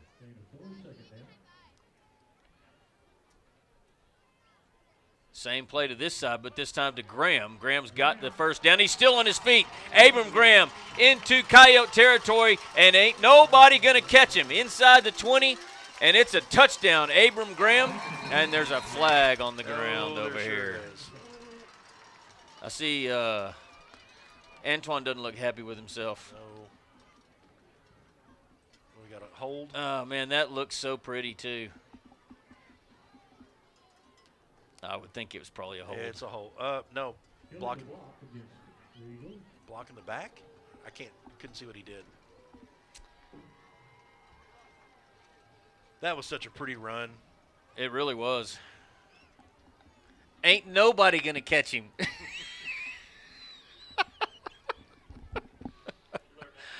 I did. Actually, that's one of them. So after that penalty that would negate the sweet Abram Graham touchdown, it's going to be 2nd down and looks like 7. It's that penalty enforced from the spot of the foul. I did not see it, but it was called a block in the back. Okay. Did you see the block and you didn't agree with it, or you just didn't see it? No, I did not see that play. Snap is back, handoff Palmer up the middle. Oh. He's met by somebody really big. Number 12. That man is a Jacoby Clay. It's a big old boy. Clay is, yeah. So gain of 1, it's 3rd and 5. 2-back set. Now Palmer a motion out of the backfield. Now they'll throw this one to Feltz, and Feltz has a Christian Heston first down across the 35 all the way to the 37. Clay again on that stop. along with It was that same look with Palmer motioning out of the backfield, and they'd been throwing it to him, and Ross looked at him and then fired it to Feltz instead. This pass is complete to Graham here on the near side, and Abrams is pushed out of bounds at the 44, gain of 7. He didn't like Jordan Lucera getting near him, is it? Second down, 3 Eagles. 6:18 left before halftime. Eagles with a 16-0 lead on your James Wood scoreboard.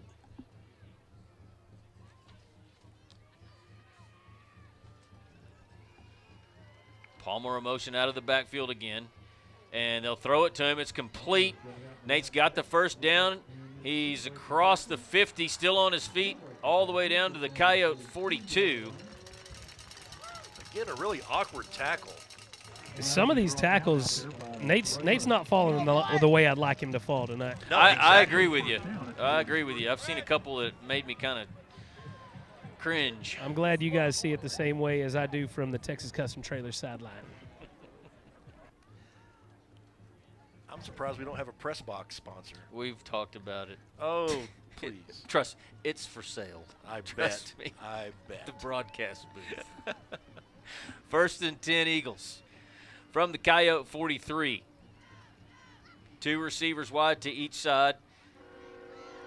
Now Palmer will come in motion to the near side. Ross is going to throw it over the middle. Complete to Feltz. Nope, incomplete. He was bobbling it, and he got popped right in the midsection. Yep.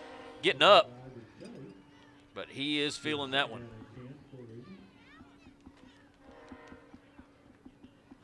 Good on him for popping tall like that, but, man, that – ooh. He's messing with his right hand. Yeah, he looks like he might have. Maybe jammed him up. Palmer and Graham in the backfield with Ross. Now Graham will motion out to the near side. Handoff Palmer met in the backfield. He'll be dropped for a loss this time back to the 45.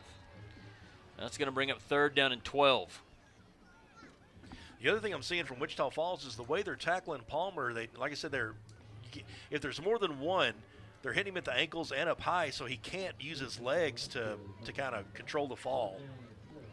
On 3rd and 12, Ross looks to throw, looks over the middle, plenty of time. It's incomplete. He was looking for Palmer, and he had 2 guys on him. That'll be 4th down and 12. I feel like Antoine was the move on that one. I don't know if you guys saw him up the sideline. Well, I saw him, but from the beginning of that play, I don't know what the call was or what the design was, but Ross was looking right. Yeah. 4th down and 12, it'll be a punting situation. McCrory back to kick it away for the Eagles. And it's Fleeks and Lucera for the Coyotes, standing at the Coyote 15. Kicks away. It's high, end over end. Fleeks gets it. Fair caught at the 12. So 4:51 to go before half. The Eagles will get the ball to open your 3rd quarter as they won the toss and deferred.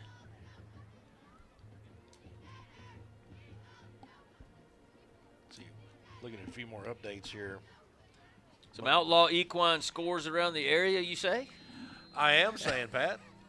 Munster 26, Chico 0. Denton Geyer 28, Denton Braswell 7. On 1st and 10, the Coyotes will send 3 receivers wide left to the short side of the field. They'll hand it to Powell, and he's bottled up at the 15.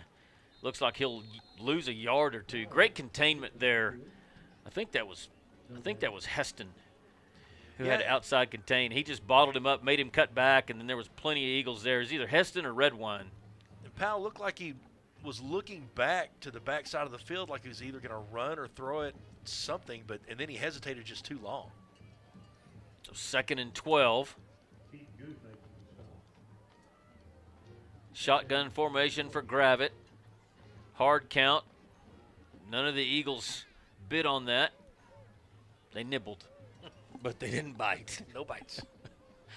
It was Martinich that flinched, but he's still in his 4-point stance right over the center. There's your snap. It's on the ground. Gravett does pick it up under pressure, steps up in the pocket. Now he rolls to the left, Throws left. It's complete for a first down all the way out across the 30, all the way to the 34, and we've got a flag. I don't know if that – I don't know what that could be. I didn't see any other player over there. Just an ugly play all the way around. It's on – whatever it is, it's on Wichita Falls. I believe they had a receiver starting to block once he was scrambling, so they would call that pass interference or illegal block of some sort. Well, all they did was go to where they just marked it back 5 from where he was tackled. At the end, yeah, something. Illegal block of some sort at the end. No explanation whatsoever from the officials. No. He just Come moved, on, Arthur. Come on, Arthur. He just moved the ball back 5 yards. Block in the back.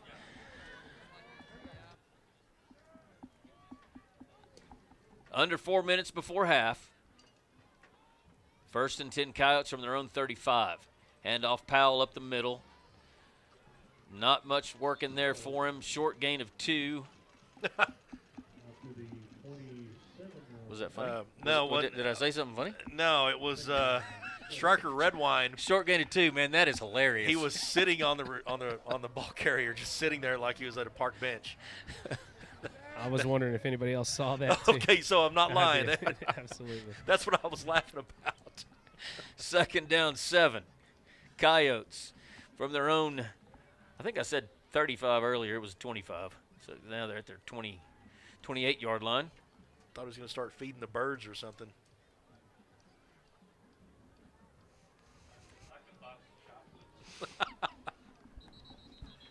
Now we got whistles. That should be a delay. It's thrown by the back judge. Oh, false start. Illegal procedure. So we still don't have play clock. No play clock. The play clock in the north end zone was not functioning tonight. And if you don't have one, you cannot use the other. We need Ricky Poteet.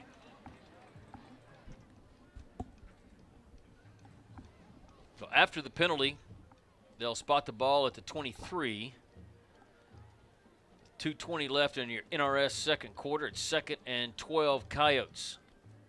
Snap is back to Gravett. Looks to throw. No pressure. Nobody open either. Now he's just going to throw it here to the near side, complete at the 29. Our field manager, Drew Kaufman, was scrambling to get it going as much as he could. He just didn't have the time. Well, I'm thinking Coach Kaufman's probably just going to be – he's trying to find somebody else to fix it. Yeah. Listen here. I told him I'd give him a shout-out. This is his shout-out, all right? I would not put a voltmeter in his hands, I'm just saying. 3rd and 6. Complete the Fleeks at the 39 for the Coyote first down. Little known fact, I used to be Coach Kaufman's assistant here at Decatur High School many years ago. Well, I will say this, and he knows this because I've told him. He is one heck of a basketball coach, that's for sure. We both went to Midwestern State University went in there Wichita too? Falls, Texas. Yes, sir, same time. We're the same age, actually. So you actually got to witness the greatness of Drew Kaufman? Absolutely. I was just basking in his glory. 1st and 10 Coyotes from their 39. Play fake. Grab it under pressure. He's going to throw it out of bounds. He was being chased there by Good. That'll bring up 2nd and 10. Under 2 minutes to go before half. Decatur leads 16-0 on your James Wood scoreboard. Keaton wanted that sack.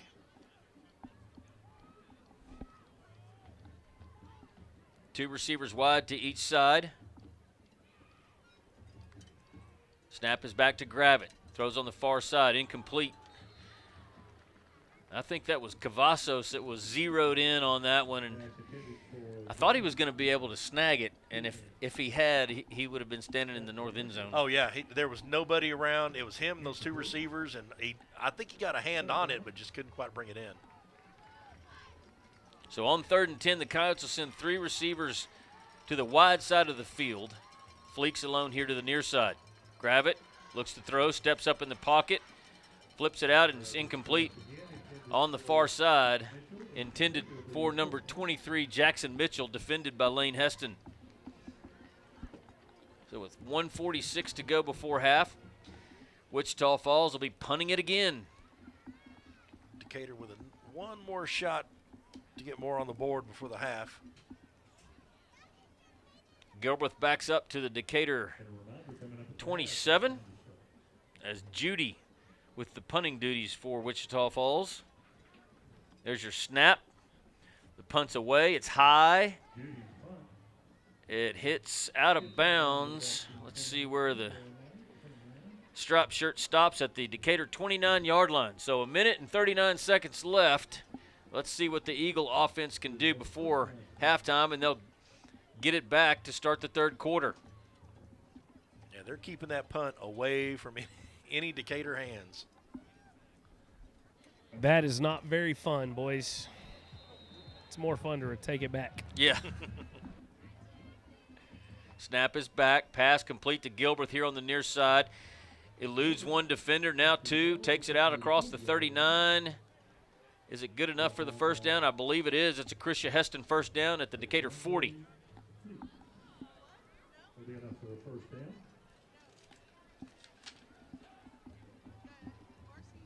Palmer motions out of the backfield.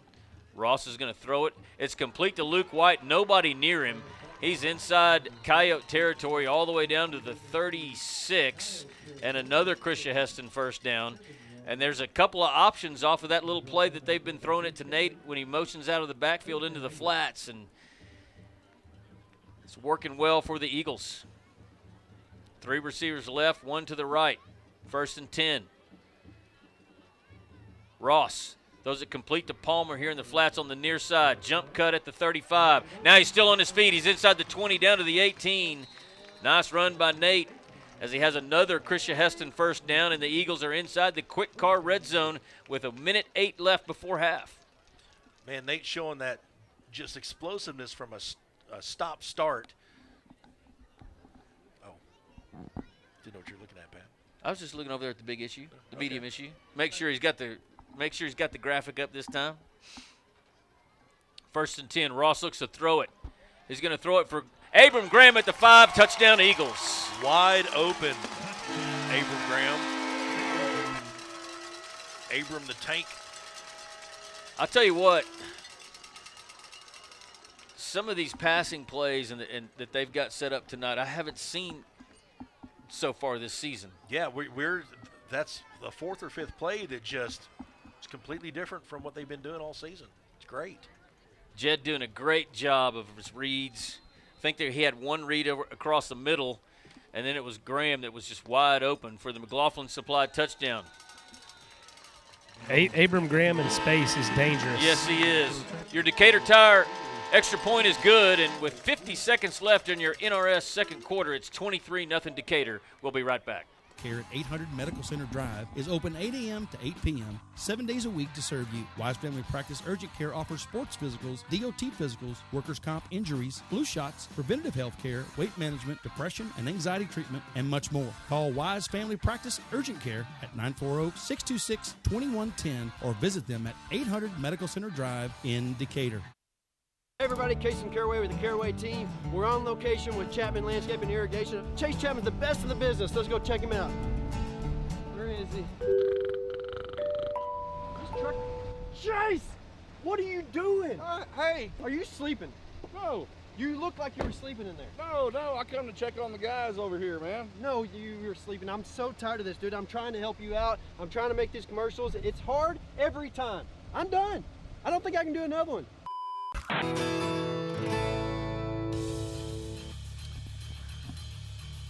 Welcome back to Decatur Eagle football presented by Chapman Landscape and Irrigation. Tony, you got a Teresa Mater scoring summary for us? I do. Starting on the Decatur 29, just a slow, methodical, downfield run by Decatur with a Abram Graham TD and a McDonald extra point resulted in a 23-0 score with 50 seconds left in the first half. Your Parker Properties kickoff goes into the north end zone as the Coyotes I'm thinking they're going to come onto the field and run it a couple times and head to the locker room. And then knee it, yeah, or just one play and then try to figure something out. Yeah, because nothing is working solidly. Some of it works for them, and then it just falls apart. Yeah.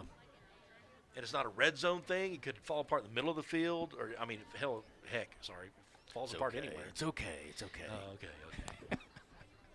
1st and 10, 3 receivers right, 1 to the left. Grab it in a shotgun with Powell to his right. Counter draw to Powell. Across the 25, works his way shy of the 30.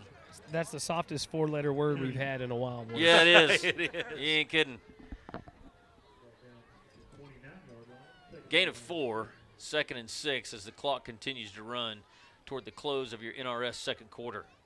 Doesn't look like the Coyotes are in any kind of hurry to try to do something before half. Gravett will take the snap. He's going to throw it, complete to Fleeks. Fleeks is out across the 35, across the 40. It's like they'll get one more play. That's just confusing to me. What's when that? there's that little time and you're in your own Oh, and end of the field, and dump then like that? you throw a pass like that. Because, I mean, Cavazos wasn't too far away from picking it.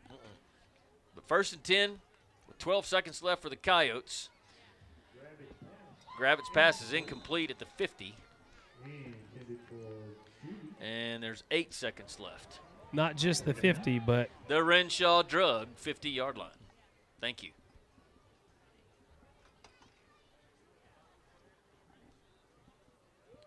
So with 8.7 seconds left, the NRS second quarter coming to a slow end. Very. Snap is back. Handoff Powell. Hesitates at the line of scrimmage, tries to bounce outside, nothing there, and he's going to be tackled. And that is going to do it. The Eagles will head to the locker room with a 23-point lead, 23-0. We'll be back with your Carrillo, Sipes, and Tibbles halftime show after this.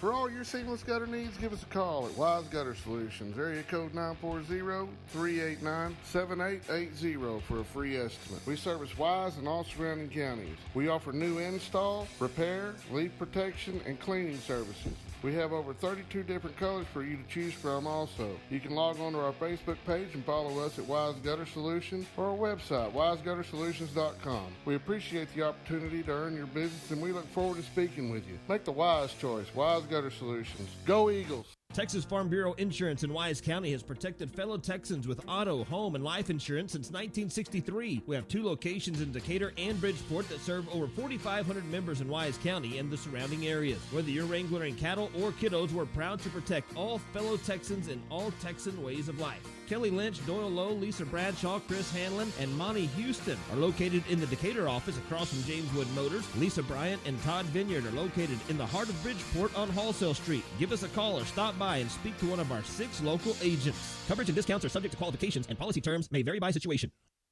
S&J Pharmacy at 1101 West Eagle Drive can fill prescriptions in 15 minutes or less with fast and friendly service. They also offer same-day compounding, private consultations, medication therapy management, immunizations, B12 shots, a convenient drive-through window, and free home delivery. S&J Pharmacy accepts all major insurance plans, including Blue Cross and TRICARE. Open Monday through Friday 9 to 6 and 9 to 1 on Saturdays. Call 940-627-5400. That's 627-5400 for S&J Pharmacy in Decatur. Hawkins Funeral Home is Wise County's only locally owned funeral home and has been serving Wise County and the surrounding area since 1906. The staff at Hawkins Funeral Home is available to you 24/7, 365. Call Hawkins Funeral Home at 940-627-5959 or visit one of their 3 locations in Decatur, Bridgeport, or Boyd. Hawkins Funeral Home, proud supporter of Wise County youth and education and sports. The law firm of Kernot & Hafer is once again a proud sponsor of Decatur Eagle. With its Decatur office located on the Decatur Town Square, the firm includes local attorney Pat Wadlington and focuses on litigation and dispute management within a wide range of areas, including family and custody issues, business and commercial disputes, estate and inheritance matters, and personal injury and death cases. Kernot & Hafer, friendly, professional, direct, and strong. We're there when you need us. Welcome back to the Carrillo, Sipes, Tibbles halftime show. It's 23-0, your Decatur Eagles over the Old High Wichita Falls Coyotes. I have with me the awesome, the one and only, the Boyd Yellow Jacket, Stop it. You're making me blush. Buddy Kirkland. Everybody. Hey, Eagles, what's up? Looks like a pretty good game so far for our Eagles. No doubt. The offense is clicking. They're trying to stuff the Nate down their throats, but they're stopping it. Mm-hmm. So when they do, number 8 jumps Yeah, right Abram. in. So and it's unsuspected. So it's very easy for him to jump in there. Right now, our rushing, we got about 14 rushes for 78 yards. Our passing yardage, 9 passes completed for 124, and we're 9 of 16. So we're still on the positive side. As far as penalties are concerned, 3 for 15. You can't count all the yardage. I'm sorry. I wish I could, because that would have been about a 70, 80-yard penalty. We got 22 tackles on defense, which means we're hustling to the ball like we normally do. As far as our leaders so far in the first half, Nate's got 13 rushes for 73 yards and a touch, and Abram Graham is 1 touch for 5 yards. Passing, of course, Jed is 9 of 15 for 124 with a touchdown. And as far as receiving is concerned, our receivers are pretty close. Nate, 3 catches for 39. Abram, 3 for 33. Luke White, 1 for 23, which was a beautiful catch over there. They were in the same play. We were in the same play last week and had the same result. There was nobody within 5 to 10 yards. Yeah, when there was a crossover there. Yeah, it was great. Landon, 1 for 17, and Antoine's got 1 for 12. Seems like – go ahead, buddy. No, I'm sorry. you go ahead, It seems like the Eagles have really balanced out the offense this week with the run-pass. It feels like the same number of plays each way. And getting some production that way. I'd really like to see that rushing number come way up. Well, especially here in the second half. Yeah, right? and you got a 23-0 lead. Yeah. Let's run that clock, baby. That's it, and just run. And it would be nice. I think a great compliment would be 8-7, 8-7, just like that all night. So that way the defense is on their heels. We keep them honest because they don't know who to expect. Right. Graham is a slasher. That's one of the things that Coach Huff talked about in his pregame was Pat specifically asked him about, if you didn't hear it earlier, you can go back and listen to it. He asked him specifically about Abram Graham and the difference that he has in terms of running style with Nate and then the production that he's been able to get. And so Coach Huff commented on that about how they're liking to have them both in the backfield because of that very reason. And so Coach Huff even commented on that, in pregame. Bringing up a ghost from the past, when Devin James and Speaking Nate of ghosts together, from the past, your brother stated right there, class of '84, Decatur Eagle. Some of us all can't be good. Anyway, but yeah, bringing that back, the same thing they ran with Devin James and Nate last year. You've got 2 different runners. Nate is a breakaway runner. Okay, but what Nate will do is he'll get up in front of you and he'll spin around, and he's way past you before you know where you're at. Now you don't, because John Cena. But Graham trusts his line. If the hole's going to be in the 3-hole, he runs hard and fast to the 3-hole, and he's through it.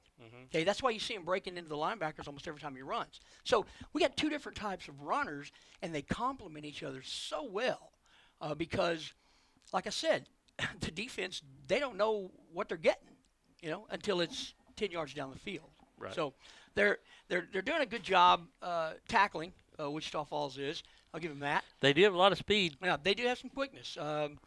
A lot of quickness. So I think the second half we come out guns a-blazing and just run that ball. Just run that thing as far as we can.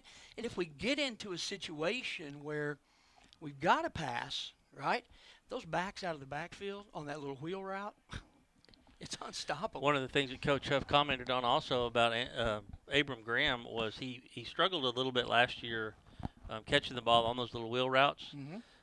He said Abram was intentional over the summer, and especially on 7-on-7, and working on those wheel routes and those.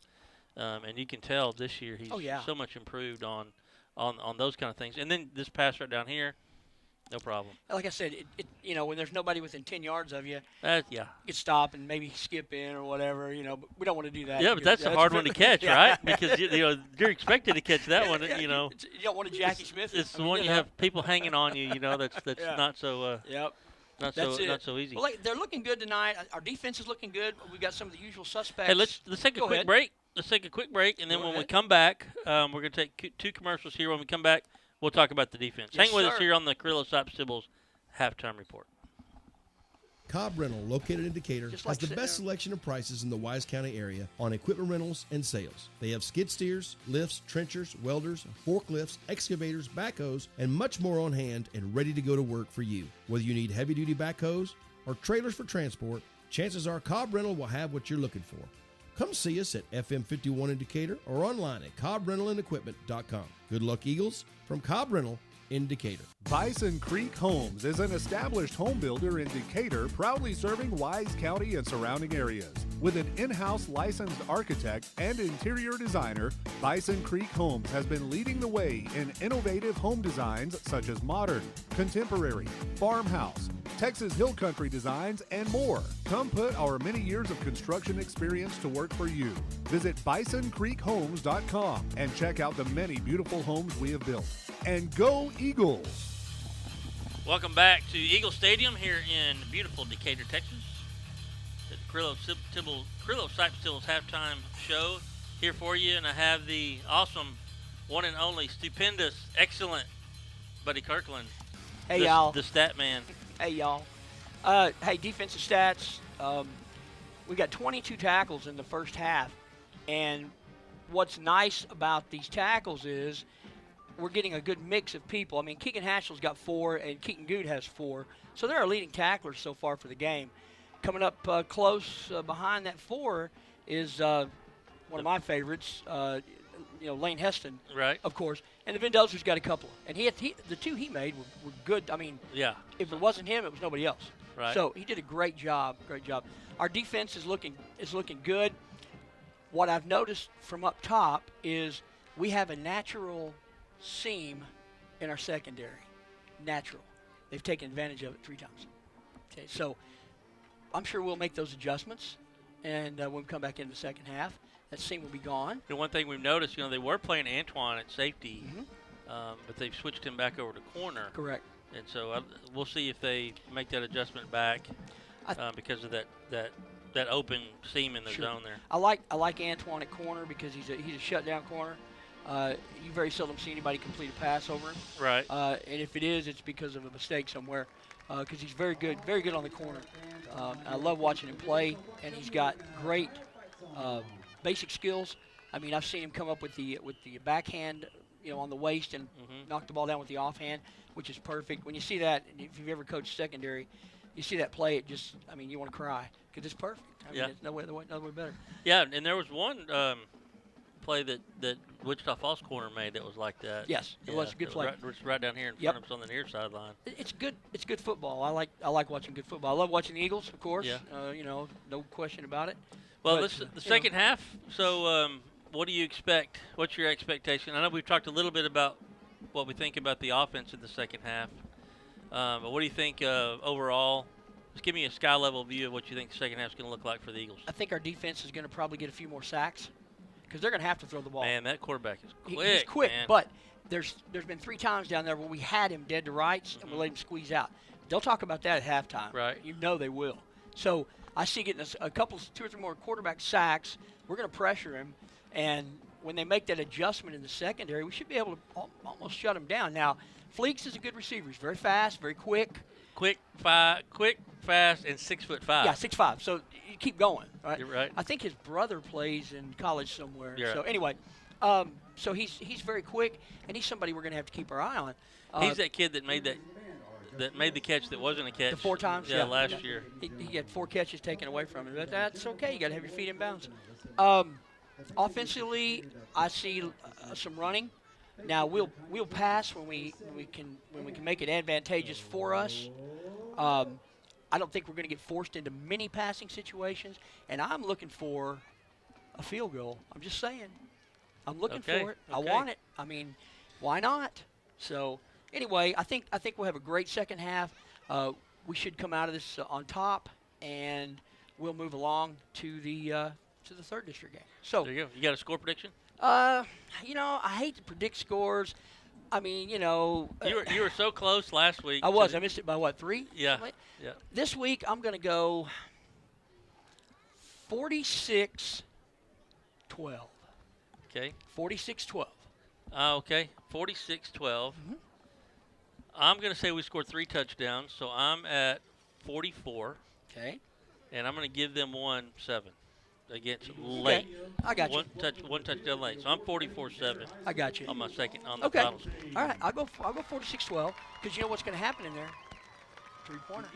Oh, well, There but you go. if it's 44, though, you sure you don't want to be 47? No, I'm 46. You said we're going to miss a field goal. 46. 46. Okay. They're going to miss an extra point. I mean, an extra point, I meant. Yeah.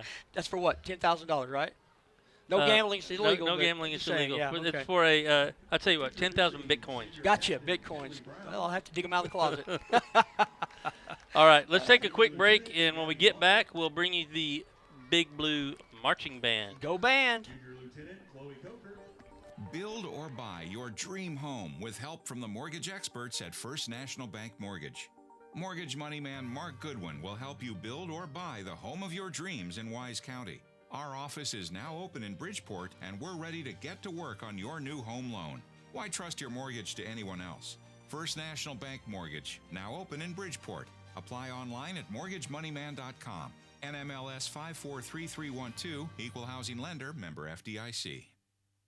Injuries happen and you want your athlete better fast. Experience matters, and SRPT and Top Tier Performance are the go-to experts in sports medicine and rehab with 40 plus years caring for athletes. They offer same-day injury assessments Monday through Saturday with fast track to x-rays, MRI, orthopedic surgeons, and physicians available. They have an arsenal of treatment options to get your athlete back in the game, including cupping, dry needling, laser therapy, massage, adjustments, dry sauna, and cold immersion. Call 940-627-6290 to get started and go where the experience is. Top Tier Performance and SRPT in Decatur. My name is Chris Hurst, and I'm the lead pastor at Grace Fellowship, and I would love for you to join us this Sunday. We have services at 8, 9:30, 11, and 12:30 each week, and our services are compelling, casual, and relaxed. So come as you are and expect to feel welcome. For children and students, we have engaging services that are designed to help them know God in a personal way. We want to help people experience God in the same way that we have. For more information, find us online at gf.church. Hope to see you this Sunday. Go Eagles! Wise Family Practice and Urgent Care at 800 Medical Center Drive is open 8 a.m. to 8 p.m., 7 days a week to serve you. Wise Family Practice Urgent Care offers sports physicals, DOT physicals, workers' comp injuries, flu shots, preventative health care, weight management, depression and anxiety treatment, and much more. Call Wise Family Practice Urgent Care at 940-626-2110 or visit them at 800 Medical Center Drive in Decatur. Hey everybody, Casey Caraway with the Caraway team. We're on location with Chapman Landscape and Irrigation. Chase Chapman's the best in the business. Let's go check him out. Where is he? This truck. Chase! What are you doing? Hey! Are you sleeping? No. You look like you were sleeping in there. No, I come to check on the guys over here, man. No, you were sleeping. I'm so tired of this, dude. I'm trying to help you out. I'm trying to make these commercials. It's hard every time. I'm done. I don't think I can do another one.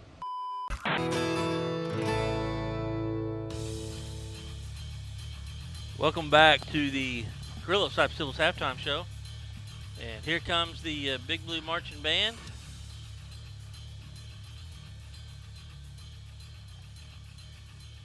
We'll try to bring it to you in its entirety here.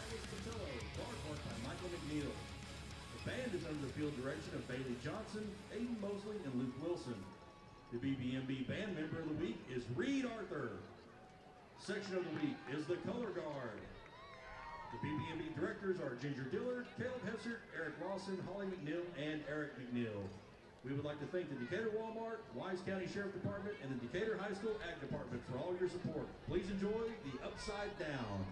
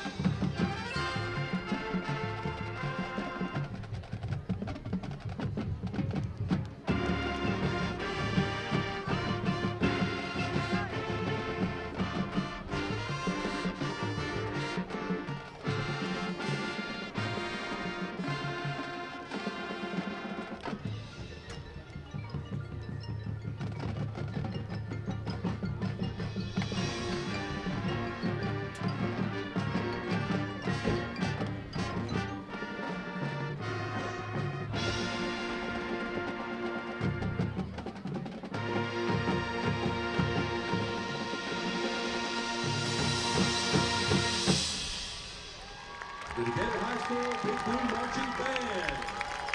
The work band on marching contest tomorrow.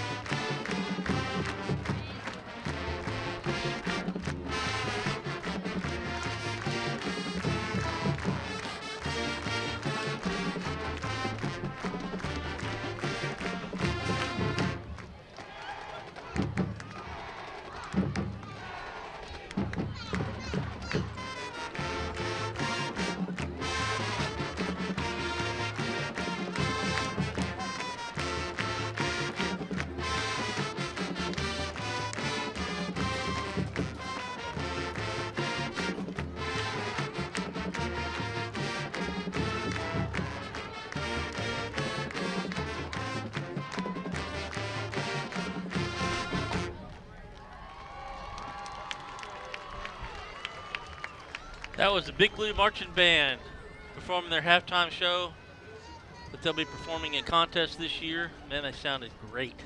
Led by Eric McNeil, who does an outstanding job every year with those band kids. And man, I can't say enough great things about the program he runs for those kids.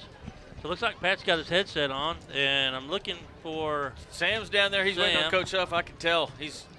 I got his mic up here, so. Ooh, somebody just handed you that chocolate chip cookie, man. Where's mine? It's right there. Oh, looky there. Nice. I've only had like 9 during halftime, so what's another one matter? Here you go, Tony. Guys, I'm having a hard time hearing you down here, so I'm working through trying to manipulate this pack. With your eagle ears? With my eagle ears. Well, here he comes. Go down to the sidelines to Sam for. You want a word from Coach Huff? Is that what I'm hearing? Yes. Okay. Actually, just eavesdrop on that conversation he's having with the ref. Coach Huff, 20 seconds. All right, Coach, so far I see they got some old school blocking schemes, the GT, some buck sweep. We're doing a pretty good job of defending, Coach. Your assessment of the first half?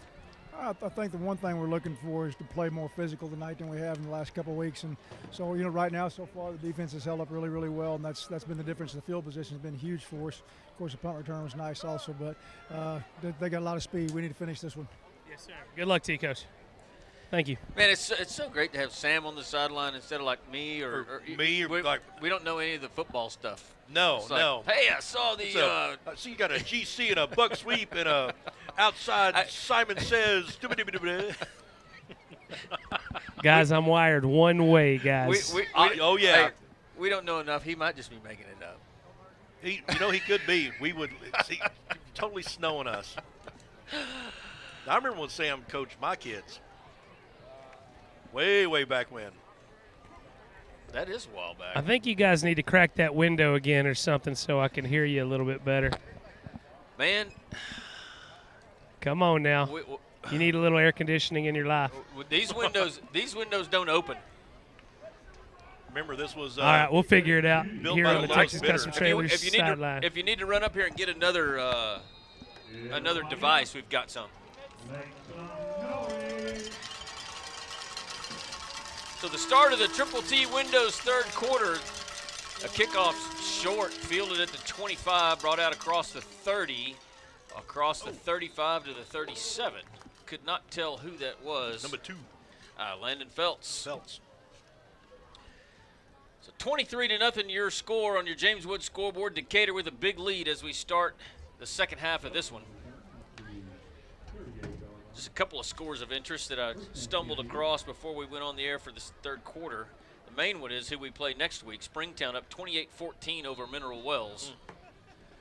First and 10 Eagles in a pistol formation. Handoff Palmer, off tackle, right side, across the 40 out to the 44, gain of 6. That was a hard 6 too, but Nate made them pay for it. Yeah, he hit the hole hard on that one. Yep. Second down 4 Eagles from their own 44. Feltz comes in motion to the near side. and Ross throws it complete to Gilbreth, and Gilbreth's still on his feet all the way inside the 30, down to the 29. Well, they'll mark him out at the 30, and Eagles on the move quickly here at the beginning of the third quarter. Number 12, Jacoby Clay on that stop. It's the only thing that stopped that from being a TD. Two receivers right, handoff Palmer, off tackle around the near side. He gets the corner inside the 25. He's inside the 20. He's got another Christian Heston first down, and the Eagles, within 1 minute, are in the quick car red zone to start the third quarter. Well, they'll mark him at the 17. Well, now they back it up. They place the ball right at the 20. 1st and 10 Eagles. Three receivers left, one to the right. Ross looks to throw it complete to Gilbreth at the 17. He's inside the 15, still on his feet, down to the 13-yard line. Hard running after the catch there by number 14. Hello. Hey. The Eagles hurry to the line of scrimmage. Three receivers tight to the left. 2nd and 2. Play fake. Ball is caught by Gilbreth at the 2. He reaches for the goal line, and he's in. Touchdown, Antoine Gilbreth. Just a little slant route. Antoine caught it at about the 7, and it was all extra effort after that, and he's able to stretch his right arm across the goal line for the score. He had that initial hit. Whoever that Coyote was, didn't see the number, spun out of it and then just stretched out on that second hit and punched it in. What a great job.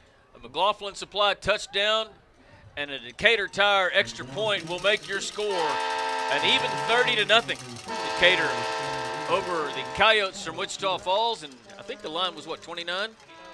Let's take a quick break. We'll be right back with more Decatur Eagle football after this.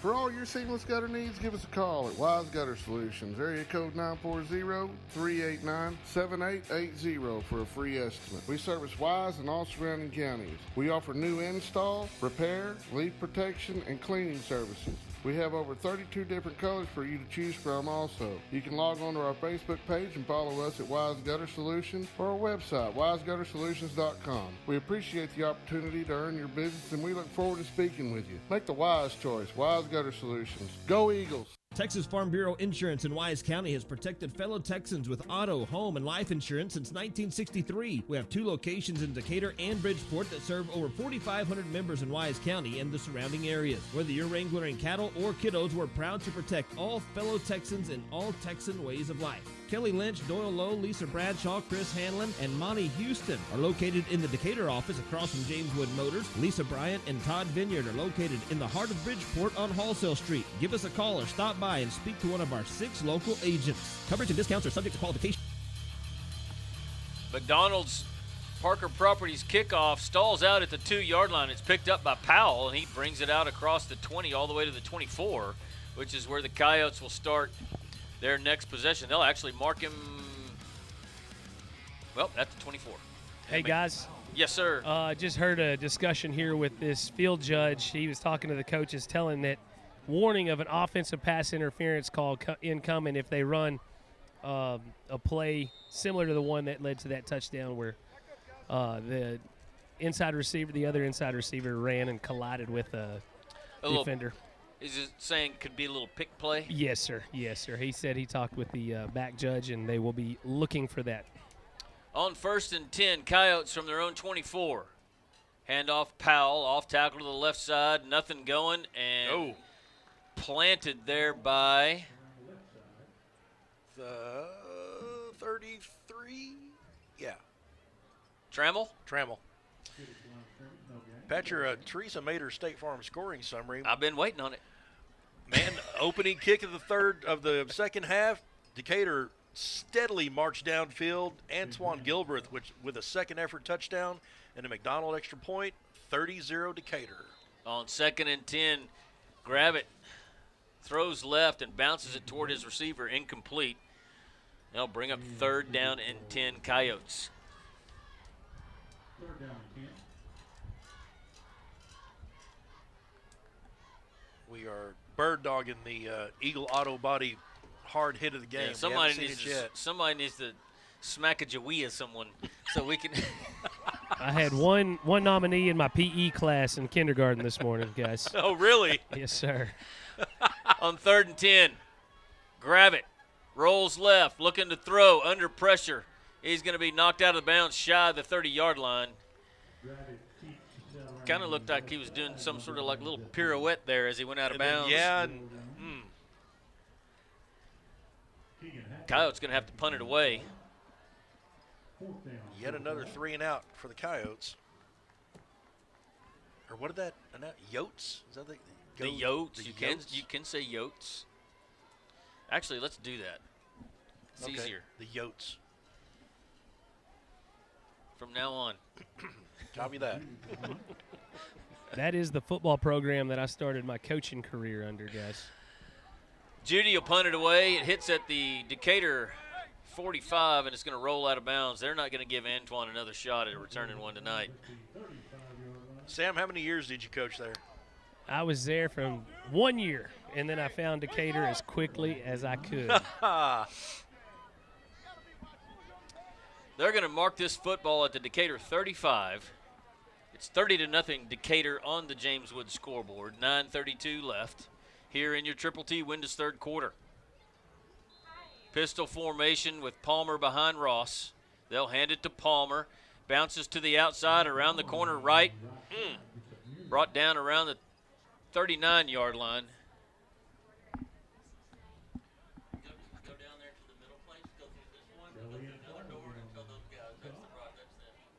Second down, 6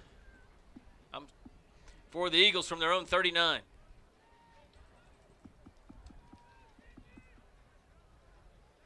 Straightaway give to Palmer this time. He's through the line of scrimmage, near the line to gain at the 45, and they'll move the chains. It's a Christian Heston first down, and the clock will continue to run as soon as they get set.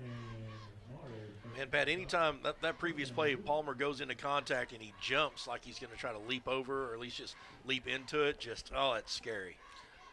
Bunch set of receivers here on the near side, and Ross is just going to keep it himself on a designed quarterback run. And he's across midfield down to the Coyote 48.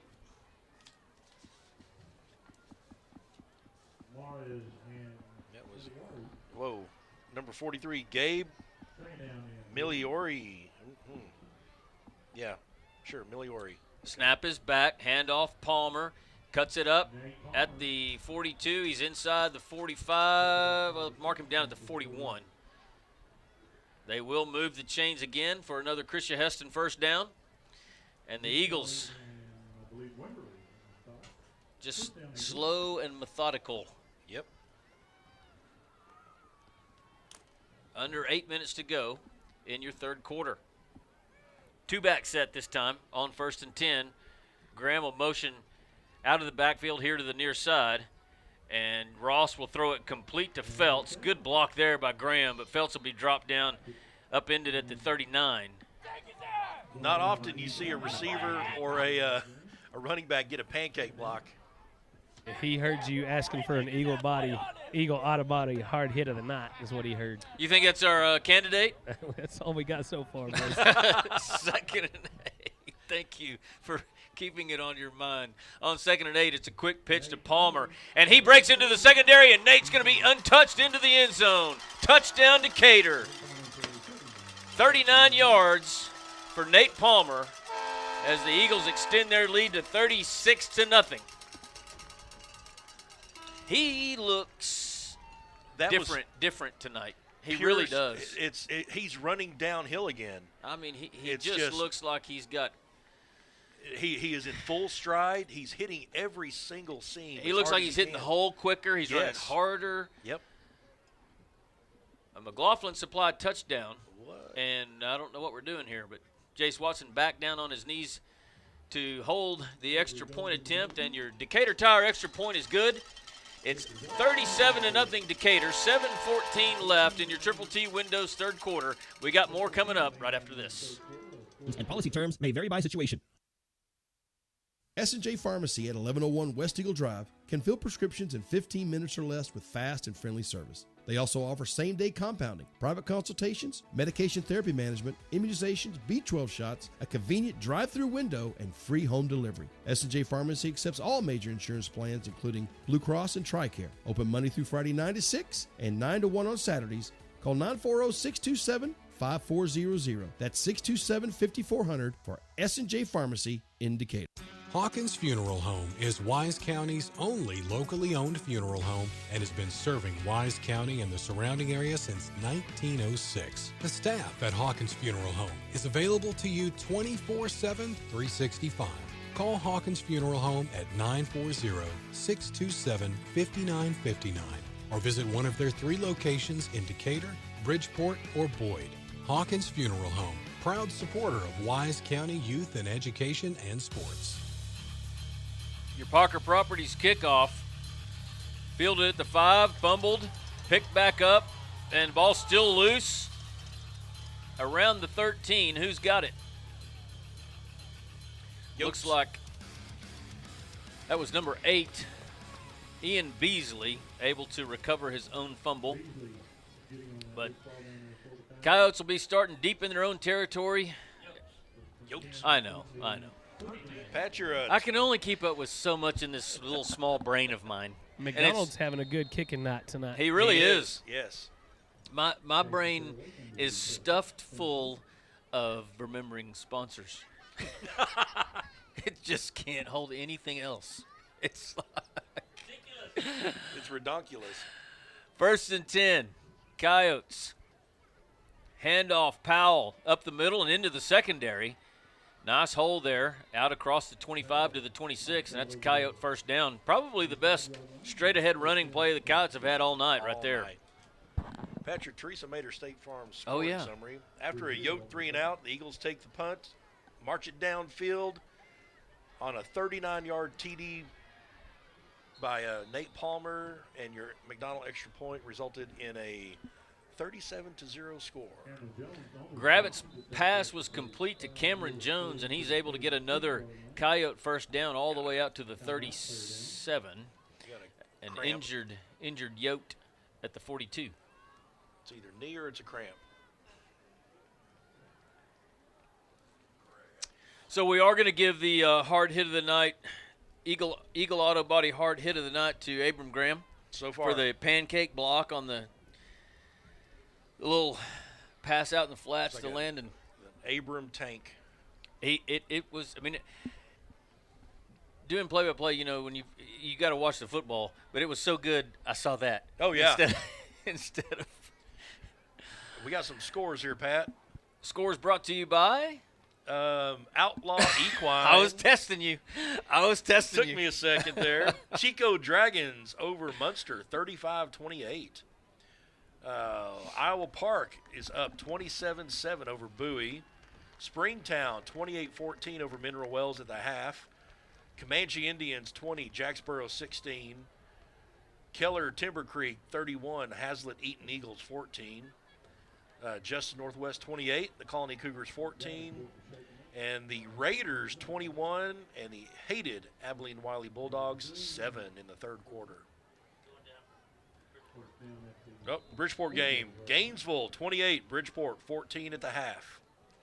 All right, back underway here. 1st and 10 for the Coyotes. Completed pass in the flats on the far side, and the runner reverses field all the way around to the near side for a gain of 3, but there's flags everywhere on the grass in the backfield. What was that? Mustard on the salad? Mustard on the green? Mustard on the lettuce. On the Mustard lettuce. on the lettuce. Whatever. That was awesome. Mustard on salad definitely. It's gross. You know. Yeah, that's terrible. Good grief. Honey mustard. Honey mustard. There is a guy on their coaching staff that used to hit pretty hard back when he was here in Decatur. He was a Decatur Eagle. His name is Hunter Brandon. Oh, Hunter Brandon coaches for Wichita Falls. He's right there, yes sir. No he's way. He's in the end That's zone right. operating the end zone camera. Man, he hurt his knee his senior multiple times. Yeah, 2 years in a row. Yeah. Yes sir. He was a load in junior high and Great guy. freshman JV. All One that of stuff. Connor's Shout classmates. out to him. See how fast we can get him back to town. And he's such a great guy. He said he's trying to come back this way Good. next year whenever that school closes, this direction at least. Must have been a personal foul because it's first down 25, Coyotes from their own 23. Gravitt looks to throw it, and he's looking for Jones along the far side, incomplete. By the way that pass is thrown, I thought he was looking for McCrory. Yeah, well, he was closer to it. Yeah. Actually, it was Jackson Mitchell, the intended receiver. Second down, 15. 6:10 left in your Triple T Windows third quarter. Gravitt takes the snap. Under pressure and brought down by Keegan Hatchell. That's Hatchell. Is it 55? That's Keegan Hatchell. Yep. Great sack.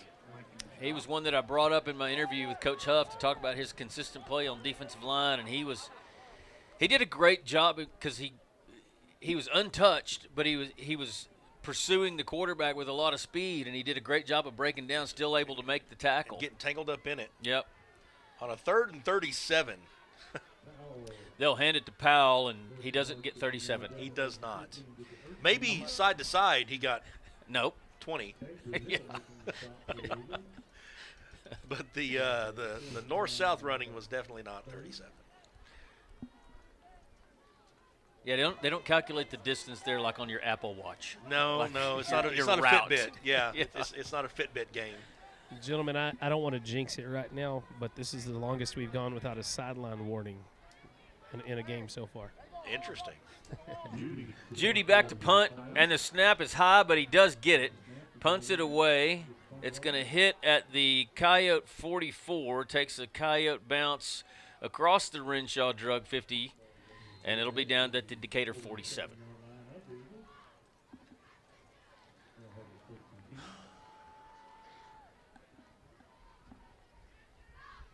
Still 4:44 left in your third quarter.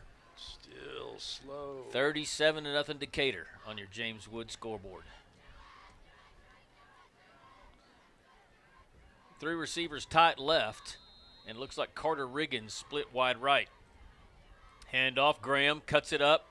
He's across the 50, met at the 48. Nice tackle there by, I think it's number 4. Yep. D. Kelly. I don't think Graham was expecting that. Kelly, he took it right on the shoulder pad. Just a great form tackle. Shane Elisegwe was blocking his safety way down here at like the 30-yard line. Did you see that? No. Yes. Put him on his back. Second down, 4 Eagles. Pistol formation, handoff Graham. Cuts it up at the 45. He's inside the 40 down to the 39. It's a Christian Heston first down, and that's just straight ahead running by Abram Graham. What's his stats? He doesn't look very big, but he runs like somebody twice his size. Yeah, I don't know. I know Jed's a pretty big kid. He's a little bit bigger. Pistol formation on 1st and 10. They'll hand it to Graham again. Tries to get the edge on the far side. Can't do it. He's going to be upended there for no gain. No gain, second down.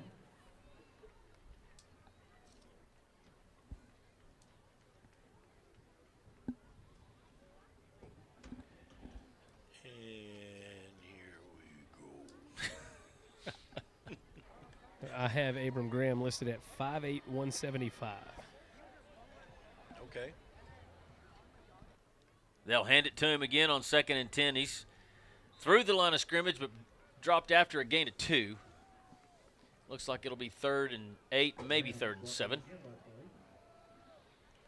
But importantly, the clock continues to run. Important for a lot of reasons. Yes. One of them being, as soon as this game's over, I got to get in my car and drive to Abilene. Fun. So, roll clock, roll. Snap is back on 3rd and 7. Pass is complete here on the near side to Feltz. Very it was a great catch, and he wasn't able to do much with it. He had to extend out quite a bit to get to it and just couldn't get his footing back underneath him to make something happen. So 4th down, ball at the Coyote 36. Palmer's going to come back in. Stastny's going to come off. Clock runs with 2:15 left in your Triple T Windows third quarter.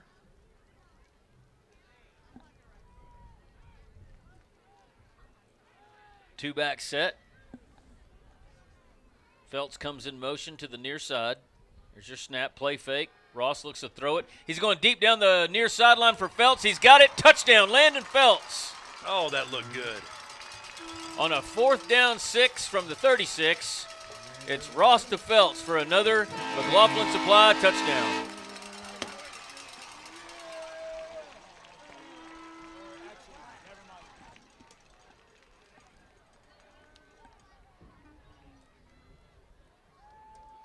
So McDonald in for your Decatur Tire extra point. Jace Watson with the holding duties. Snap is back. The hold is good. The kick is up and through the uprights. And it's 44-0. Decatur. We'll be back with more Decatur Eagle football after this. The law firm of Kernot and Hafer is once again a proud sponsor of Decatur Eagle with its Decatur office located on the Decatur Town Square. The firm includes local attorney Pat Wadlington and focuses on litigation and dispute management within a wide range of areas, including family and custody issues, business and commercial disputes, estate and inheritance matters, and personal injury and death cases. Kernot and Hafer, friendly, professional, direct, and strong. We're there when you need us. Cobb Rental, located in Decatur, has the best selection of prices in the Wise County area on equipment rentals and sales. They have skid steers, lifts, trenchers, welders, forklifts, excavators, backhoes, and much more on hand and ready to go to work for you. Whether you need heavy-duty backhoes or trailers for transport, chances are Cobb Rental will have what you're looking for. Come see us at FM 51 in Decatur or online at CobbRentalAndEquipment.com. Good luck, Eagles, from Cobb Rental in Decatur. Bison Creek Homes is an established home builder in Decatur, proudly serving Wise County and surrounding areas. With an in-house licensed architect and interior designer, Bison Creek Homes has been leading the way in innovative home designs such as modern, contemporary, farmhouse, Texas Hill Country designs, and more. Come put our many years of construction experience to work for you. Visit BisonCreekHomes.com and check out the many beautiful homes we have built. And go Eagles! Well, Coyotes continue to have trouble on those Parker Properties kickoffs, and that one was fumbled and kicked around and tried to return, and the Yote return man upended at the Yote 2-yard line. Tony? Pat? You know what I'm asking for. That would be a Teresa Mater State Farm scoring summary You there, got Pat. it. You got it. Decatur started on their 47, and after a couple of really good plays, Ross connected with Felts for a 36-yard TD reception. A McDonald extra point to make your score 44-0 Decatur. So the Coyotes deep in their own territory from their own 2. Gravett standing in the end zone in a shotgun formation on 1st and 10. He'll hand it to Powell. Met at the line of scrimmage, surges forward maybe for a yard. And it'll be 2nd down and 9. Charles, we got to get you a mic.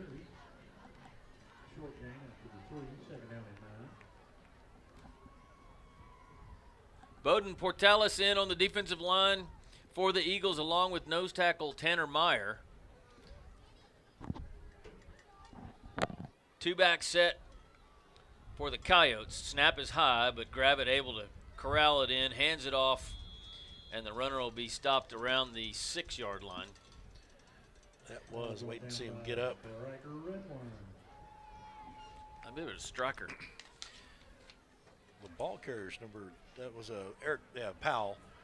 He made a good cut to get to the second level, but just met a wall of Eagles. 3rd down 6. As we're under a minute left here in your Triple T Windows third quarter. 2 receivers wide to each side. Gravett in a shotgun, takes the snap, looks left, throws left, and it's complete out at the 20 for a Coyote 1st down. That receiver will be eventually brought down at the 24. Number 15, Cameron Jones. That was a great catch, Pat. It was nice pass too. Yeah. Kind of uncharacteristic right now for the Coyote offense, but First down at the 24-yard line. Sam Cannon in at cornerback over there on the far side.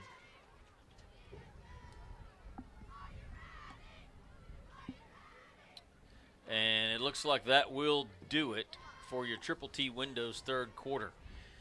So we'll head to the fourth with your score 44-0 Decatur. We'll be back with your final 12 minutes of this one after this. Build or buy your dream home with help from the mortgage experts at First National Bank Mortgage. Mortgage money man Mark Goodwin will help you build or buy the home of your dreams in Wise County. Our office is now open in Bridgeport, and we're ready to get to work on your new home loan. Why trust your mortgage to anyone else? First National Bank Mortgage, now open in Bridgeport. Apply online at mortgagemoneyman.com. NMLS 543312, Equal Housing Lender, member FDIC. Injuries happen and you want your athlete better fast. Experience Matters and SRPT and Top Tier Performance are the go-to experts in sports medicine and rehab with 40-plus years caring for athletes. They offer same-day injury assessments Monday through Saturday with fast-track to x-rays, MRI, orthopedic surgeons, and physicians available. They have an arsenal of treatment options to get your athlete back in the game, including cupping, dry needling, laser therapy, massage, adjustments, dry sauna, and cold immersion. Call 940-627-6290 to get started and go where the experience is. Top Tier Performance and SRPT in Decatur. My name is Chris Hurst, and I'm On 1st and 10, the Coyotes throw a pass here on the near side, complete. Receiver able to work his way out across the 30 to the 31. It's 2nd and 4. Two receivers wide to each side. Snap is back. Handoff. Straightaway give. Across the 30, maybe to the 32, but pushed back short of the line to gain by about a yard. It'll be 3rd and 1. Good and the Vendozer, two primaries on that stop. That's a bad combo. I would. That's a bad day for that running back.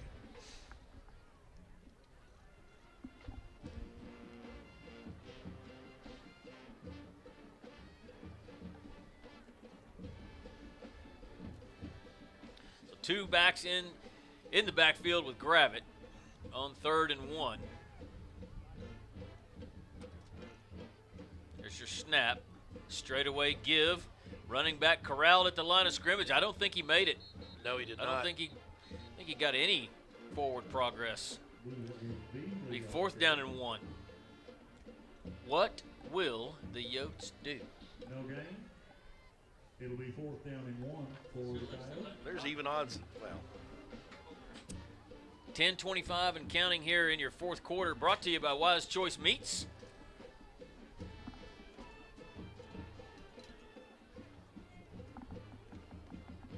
you know, it's funny. You can't even say play for school pride because after this year, these schools are all gone. Yeah. It was interesting. I was talking to somebody from Wichita Falls after this play. I'll tell you, they are going to go for it on 4th and 1. Snap is back. Quarterback's going to keep it himself. He's around the corner on the far side. He's got the 1st down. And he'll be pushed out of bounds at the 39. But all of these kids that are playing that are underclassmen pretty much know which school they're going to. Really? Yeah. Yep, they've already drawn all the lines, and it's just a weird situation. It's an odd. I know a odd lot dynamic. of people are, especially the ones that do have that school pride and civic pride, are not happy about it. On 1st and 10, grab it with pressure in his face. He's going to throw it out of bounds on the far side. You know, I can relate to it because I went to a high school in Arlington. There's a Bowie High School in Arlington, still is now. But when I was there in the 80s, after this play, I'll tell you my sob story. 2nd and 10. Gravitt's going to throw it deep down the far sideline looking for Fleeks. And I believe he's out of bounds. It's incomplete. But it was my junior year, toward the end of April. The Arlington School Board started having meetings, and there was some whispers and discussions that they were going to close their school. And within 3 weeks, in May of my junior year, my high school closed down completely. I mean, I have a senior year ring for a class at James Bowie High School that never existed. Wow. So it's third down and 10 for the Yotes. Looks like we're going to have an offside against the Eagles. I have a similar story, but it was a grocery store that I worked at. I bet you weren't quite as sad. Was it a Piggly Wiggly became a Kroger? I mean, what was the deal? Coy's Discount Foods turned into some farm and implement store. Coy's Discount Foods. You better believe it. I made $5.15 an hour, and I thought I was balling. Yeah. Did you work in produce?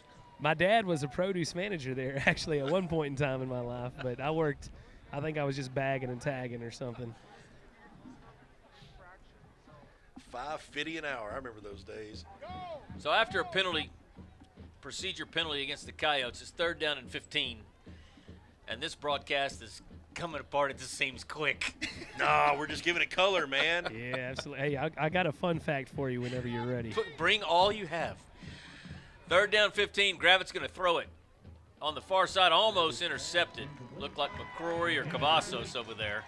And it's going to bring up a punting situation for the Coyotes. But I will say this, back to my story. I mean, my entire class that I've been with for 2 years, when our school shut down, we all got split up into 3 different groups. We went to 3 different high schools. I was there for 1 year. We're still all not happy about it 40 years later. So Judy into punt, gets the snap, kicks it away. It's high, end over end, and hits at the Decatur 40. Takes a straight up bounce down at the 38. Sam, hit us with some facts. Oh, well, here's our fun fact. The Lone Star Conference has a matchup tomorrow with Midwestern State University and University of Central Washington. Well, Central Washington came to Decatur High School today and used our indoor for their walkthrough and pregame to get ready to go to Wichita Falls tomorrow. Nice. So 1st and 10 Eagles. And they'll hand it to Graham, and he hits the hole quickly. Wait and also, a I minute. just found out that University of Central Washington is in the Lone Star Conference along with Western Oregon. Okay. That's college football these days. That's wild. So we've got Caden Forrest in at quarterback. I think that was Jake Milligan on the carry, actually. And Jamari Fletcher in the backfield as well. So 2nd down and 1. They'll hand it to Fletcher. He's met at the line of scrimmage, but pushes his way forward near the line to gain. I think he's going to be a little bit short. That'll bring up 3rd down. Oh, quick shout to the band. They have marching contest tomorrow. Eric McNeil texted me about that. Chase Berg in at receiver on the far side, along with Carter Riggins here on the near side, and Quentin Crawford in the slot on the near side. 3rd down and 1. Forrest turns it up himself, looking for the line to gain. I think he's going to be short too. It's going to be 4th down for the Eagles. 8:08 with the clock running on the James Wood scoreboard. Left in this one, 44-0. Your score. It's been all Decatur tonight. From the opening kickoff, they went 3 and out, we went 3 and out, and then after that, it was just Katie bar the door.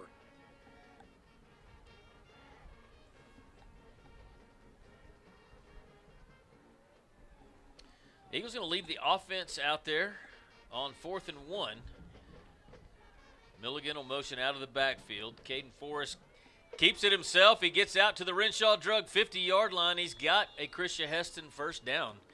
And the Eagles will maintain possession with 7:25 left. He was met by D. Kelly, and D. Kelly introduced himself. 1st down, Eagles.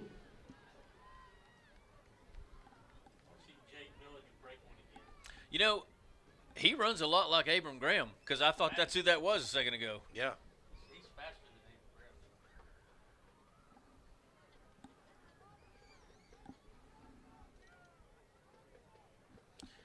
Jake Milligan and Jamari Fletcher in the backfield, both sophomores. They'll hand it to Milligan. He's across the 45, and he delivers a blow all the way down to the 38. That's my candidate right there. I heard that all the way up here. Go ahead and give it to him then. Come on. That's all right. So we can give multiples. Outlaw Equine. No. Try again. Eagle Auto Body. Eagle Auto Body. Jeez. Get it to crash. Eagle crash. Auto Body. Yes. Hard hit of the night. Another Eagle Auto Body hard hit of the night. Jesus. Jake Milligan. 6:13 and counting. I wonder who's wanting the clock to run out faster, the Decatur fans or the Wichita Falls fans? Milligan carries it down to the 40. That is the line to gain, and that's going to be another Krisha Heston first down. I think it's the press box. Yeah, well, I got 3 hours of driving to do. We're on track for setting a record. It's 9:08. I will say this: we're next door to the Decatur coaches up here in the press box, and they're gone. Yeah. Yeah, no, I am next door to the Decatur coaches, guys. They're all down there with you now? Yes, sir. Yes, sir. 5:35. What else is going on in the world? You want to talk about the Gaza Strip? I vote no. You don't want my opinion on that. I know what it is. Mine too.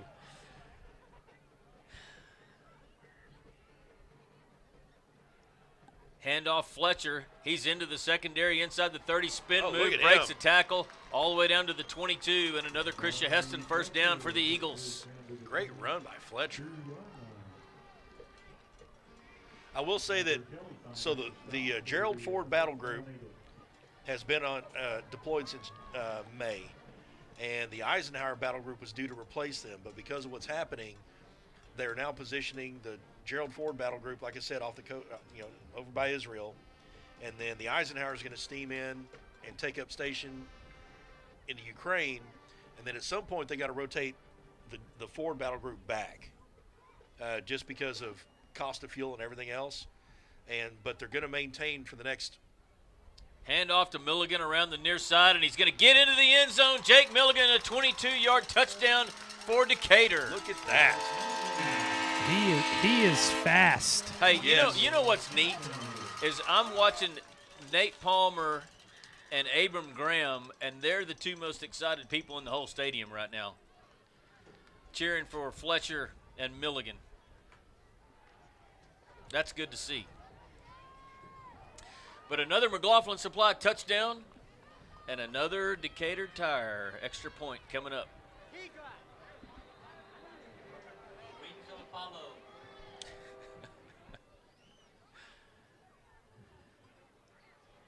The kick is up, and it's good. And 51-0 is your score on your James Woods scoreboard with 4:24 left in this one. We'll be back with more Decatur Eagle football after this. The lead pastor at Grace Fellowship, and I would love for you to join us this Sunday. We have services at 8, 9:30, 11, and 12:30 each week, and our services are compelling, casual, and relaxed. So come as you are and expect to feel welcome. For children and students, we have engaging services that are designed to help them know God in a personal way. We want to help people experience God in the same way that we have. For more information, find us online at gf.church. Hope to see you this Sunday. Go Eagles! Wise Family Practice and Urgent Care at 800 Medical Center Drive is open 8 a.m. to 8 p.m., 7 days a week to serve you. Wise Family Practice Urgent Care offers sports physicals, DOT physicals, workers' comp injuries, flu shots, preventative health care, weight management, depression and anxiety treatment, and much more. Call Wise Family Practice Urgent Care at 940-626-2110 or visit them at 800 Medical Center Drive in Decatur. Hey everybody, Casey Caraway with the Caraway team. Welcome back, Eagles fans. Pat has got to get on the road to Abilene. So with 4:24 left in the game, it is Charlie and I sharing duties on play-by-play and color commentary. and making fun of things. And making fun of things. Your Eagle kickoff goes deep downfield and is fair caught on the 5. They will bring it up, gentlemen. They will bring it up. Yeah, that's true. That's a good point.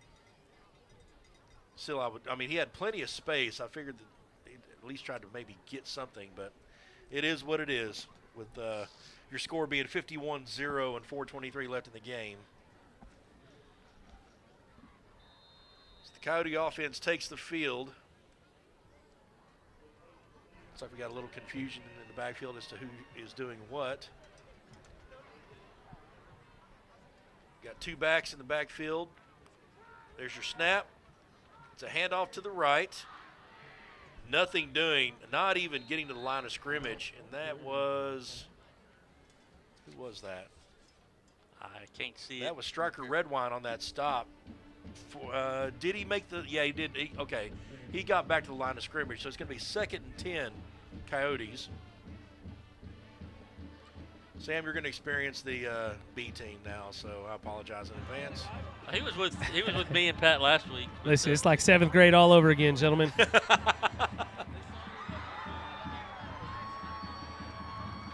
There's a snap, Coyotes. It's a handoff up the middle to number 8. Ian Beasley. Fumbled. Decatur picks it up and scores. Decatur Eagles with a fumble return. That was number 19, Sam Cannon.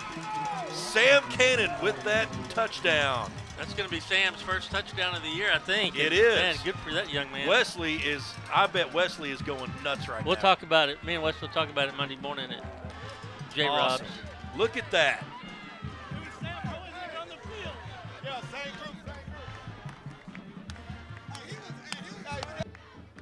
We await the McDonald extra point. See if we can make it 58-0.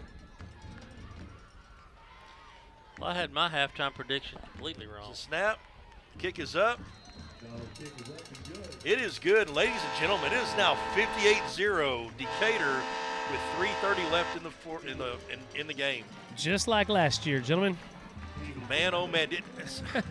Let's stay here for just a second, and I'll tell you some scores. I can't say that I was on the losing end of a score. Back when Charlie and I were in high school, we were on the winning end of scores like this. But that's got to be just absolutely demoralizing. Oh, my gosh. Okay, here's some scores for you guys. Bowie Jackrabbits losing to Iowa Park 41-14. Springtown still up 28-14 over Mineral Wells. Jacksboro has pulled ahead of Comanche 23-22. There's 8 minutes left in that one. The Jeterville Eden Eagles losing big right now to Keller Timber Creek. Northwest 34-27 in a close one over the Colony. Wichita Falls Rider Raiders over the hated Abilene Wiley Bulldogs. No score that I don't have a score yet on victory, so somebody can get that to me. Gainesville over Bridgeport 28-14, and I've got three more for you after this kickoff. Looks like it's fair caught again there. It is. It's funny. The Coyote doesn't know what to do. Final three scores: Ponder and Boyd tied up at 17. Paradise, state-ranked Paradise, in a close one, 14-7 over Peaster, and then Alvord getting smoked by Tioga, 41-12 at halftime. Man, it's a lot of lopsided scores around the Metroplex tonight. Another fun fact of the night here, Coach Alaniz used to be a coordinator at Ponder High School. Were you? I was, yes, sir. It was good times, man. I was on the first team that ever made the playoffs because they did not have football. It was just basketball for the longest time. I was also an assistant basketball coach on a really good basketball team. Right on. Coyote handoff. Gets maybe to the line of scrimmage. Again, it just, the Coyotes they just want to get on the bus and go home. Just content to run this ball, let that clock run, and I don't blame them. No, not at all. It is 2nd and 10. The unfortunate thing is you don't know how long you've got to let the play clock run down here before you get to run another play. Just wait for the back judge to raise his hand.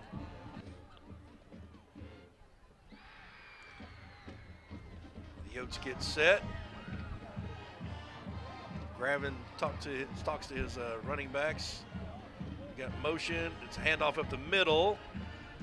Oh, okay. Actually got a little bit of movement from the Coyote offense for a first down.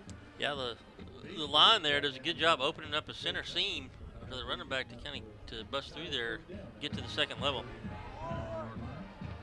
Now 1st and 10 on the 39. Two-back set. Motion left. Again, a handoff up the middle. Same play. Just motion in a different direction. This one goes nowhere. Ball's on the ground again. And I don't see a bunch of jumping up and down by the Eagles, so I'm guessing the. Well, there's somebody dancing. Is Striker Red Wine. Is that Red Wine? Jitterbug. Did they get we it? did get it.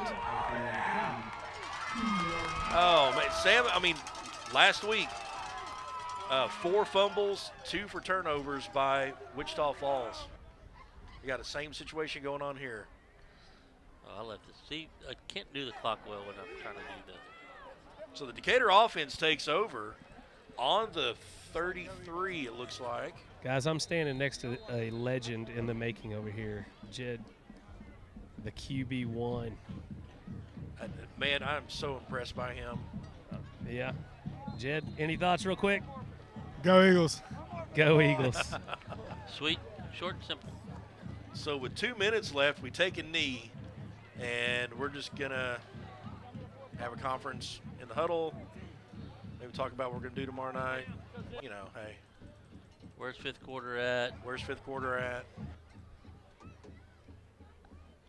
I mean, talk about a shellacking, Sam and Charlie, 58-0. So my halftime prediction was 44-7. I was giving them a touchdown here in this time of the game, but, 2 turnovers ruined my at least 7 points, but I got the 44 completely wrong. Decatur scoring 3 touchdowns in the 3rd quarter and 2 touchdowns here in the 4th. Well, seeing, Sam Cannon get a touchdown, Jake Milligan get a touchdown, talk about just. Yeah, Jake got one last week as well. Oh, did he? Okay. He got a long one last week, and man, I said something about he was so fast he had the wings of Apollo on his feet. And I get a text from his dad saying he listened to it on Saturday, and he said Jake loved the wings of Apollo. Well, that's a good way to get yourself a nickname. It is. But J-Train is the nickname that he likes the most. The J-Train? J-Train. Okay. So your clock is winding down. We're down to 40 seconds left, ladies and gentlemen. And no movement from either side. We'll probably pull a delay a game. No, he's just put his hand up there. Oh, did he? Okay. There's a snap and the knee. And that that'll be it. Ladies and gentlemen, Decatur with a decisive win, 58-0 over Wichita Falls Coyotes that will be no more after this year. That's the last time we will see them. Yeah, because they'll be also, I think there'll be 5 or 6A. Yeah, both schools will be 5A. Yeah, so probably won't play Wichita Falls for a while until Decatur grows big enough to play one of them. So at least in district play, may hit them in pregame, preseason. Hey, let's take a quick break here. Well, Sam, are you going to try to catch Coach quickly?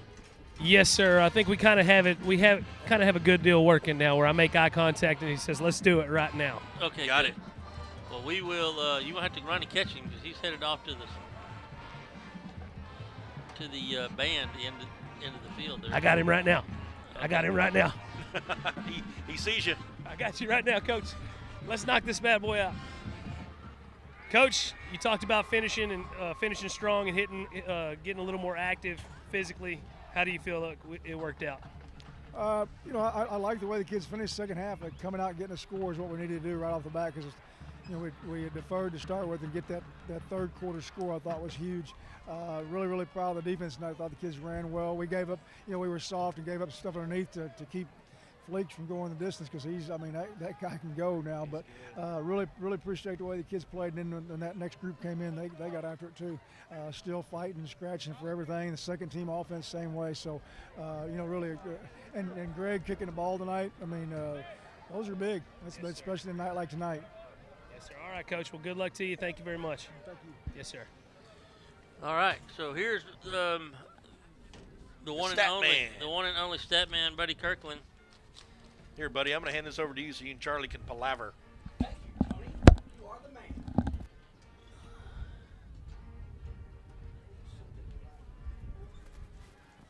All right. We have Buddy with us. Hey, guys. Go Eagles. So what you got for us, buddy? I guess both of us were dead wrong on our prediction, weren't we? We were just a little outside the realm of possibilities. Well, we didn't predict Decatur to score 5 touchdowns in the second half of this game. You know, 5. The scoop and score is nowhere to be found on this pad. So I'm up there looking for it. I can't find it. Anyway, let's go to some stats, shall we? Let's do it. First downs, Decatur 25 first downs for the total tonight. Our rushing tonight, 33 rushes for 243 yards. Our receptions, 15 for 207. So that's 450 yards of total offense tonight. Touchdowns galore, as they say. Still, our penalties were good. Our passing, 15 of 22. So excellent job passing. Let's go to the stat leaders. Sorry, little technical difficulty. Nate had 153 yards tonight on 19 carries. Good night. We were commenting about Nate, about how he looked. He had a different look about him tonight. He was hitting the holes faster, we thought, and he looked more confident in his running and finding the seams. And I think he just played better overall today. He had more confidence, I think, in his offensive line. When you see a running back hitting hole quick like that, the reason they do that is because they trust that their line is going to open that hole, and they're not going to have to find the hole to run through because it's going to be there. Right. And that's why I like to watch Abram run, because that's what he does. But yeah, Nate didn't look like he wasn't juking and jiving and spinning. Okay, Right. He was just hitting the hole, and he was gaining more yards. So I thought he looked really good. Hey, how about Jake Milligan, huh? I was telling my my assistant up there, my brother, I said, "This 23 gets the ball. If he gets a half step, he's gone." Yeah. And sure enough. And he also got the hard hit of the night. Oh yeah. On that one when he tagged that guy. Oh man. So that was we waited on something like that where we could. I don't know if y'all heard it up there. We actually heard it. Yeah, you could hear it up there through our microphone. It was sweet. I'll tell you that right now. So, a good job by the first team coming out and nailing things down there in the third quarter, and then it was nice to be able to get some of our reserves in, to get them some playing time, because when we get into I'm getting ahead of myself. I'm just going to stop. I'm not going to say it. Okay.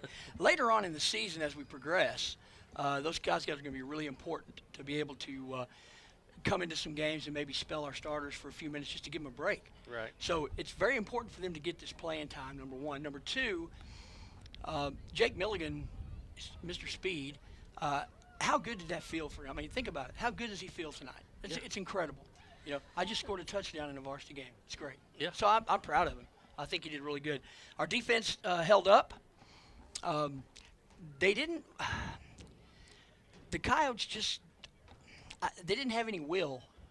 Okay. No, it looked like they just weren't playing with any enthusiasm, and but the first half they were playing pretty tough. Well, they had that first drive. Yeah. That came down here, and they got that penalty. Mm-hmm. And then they missed that field goal. Yep. And that just took the wind out of their sails. Deflated them, and then they never put anything together after that. I know. As we had 44 points on the board, right? I looked at my assistant and I said, "Hey, we need a safety." What happens? They almost got a safety down. It was going to be 46 points, but anyway, great game. Eagles are now 2-0 in district, which is important. Right. I was looking at some other scores earlier. Springtown looks like they were handling Mineral Wells pretty well. Yeah, we were talking about that earlier. That looked pretty good. They looked like they had things under control. So we got Springtown next week.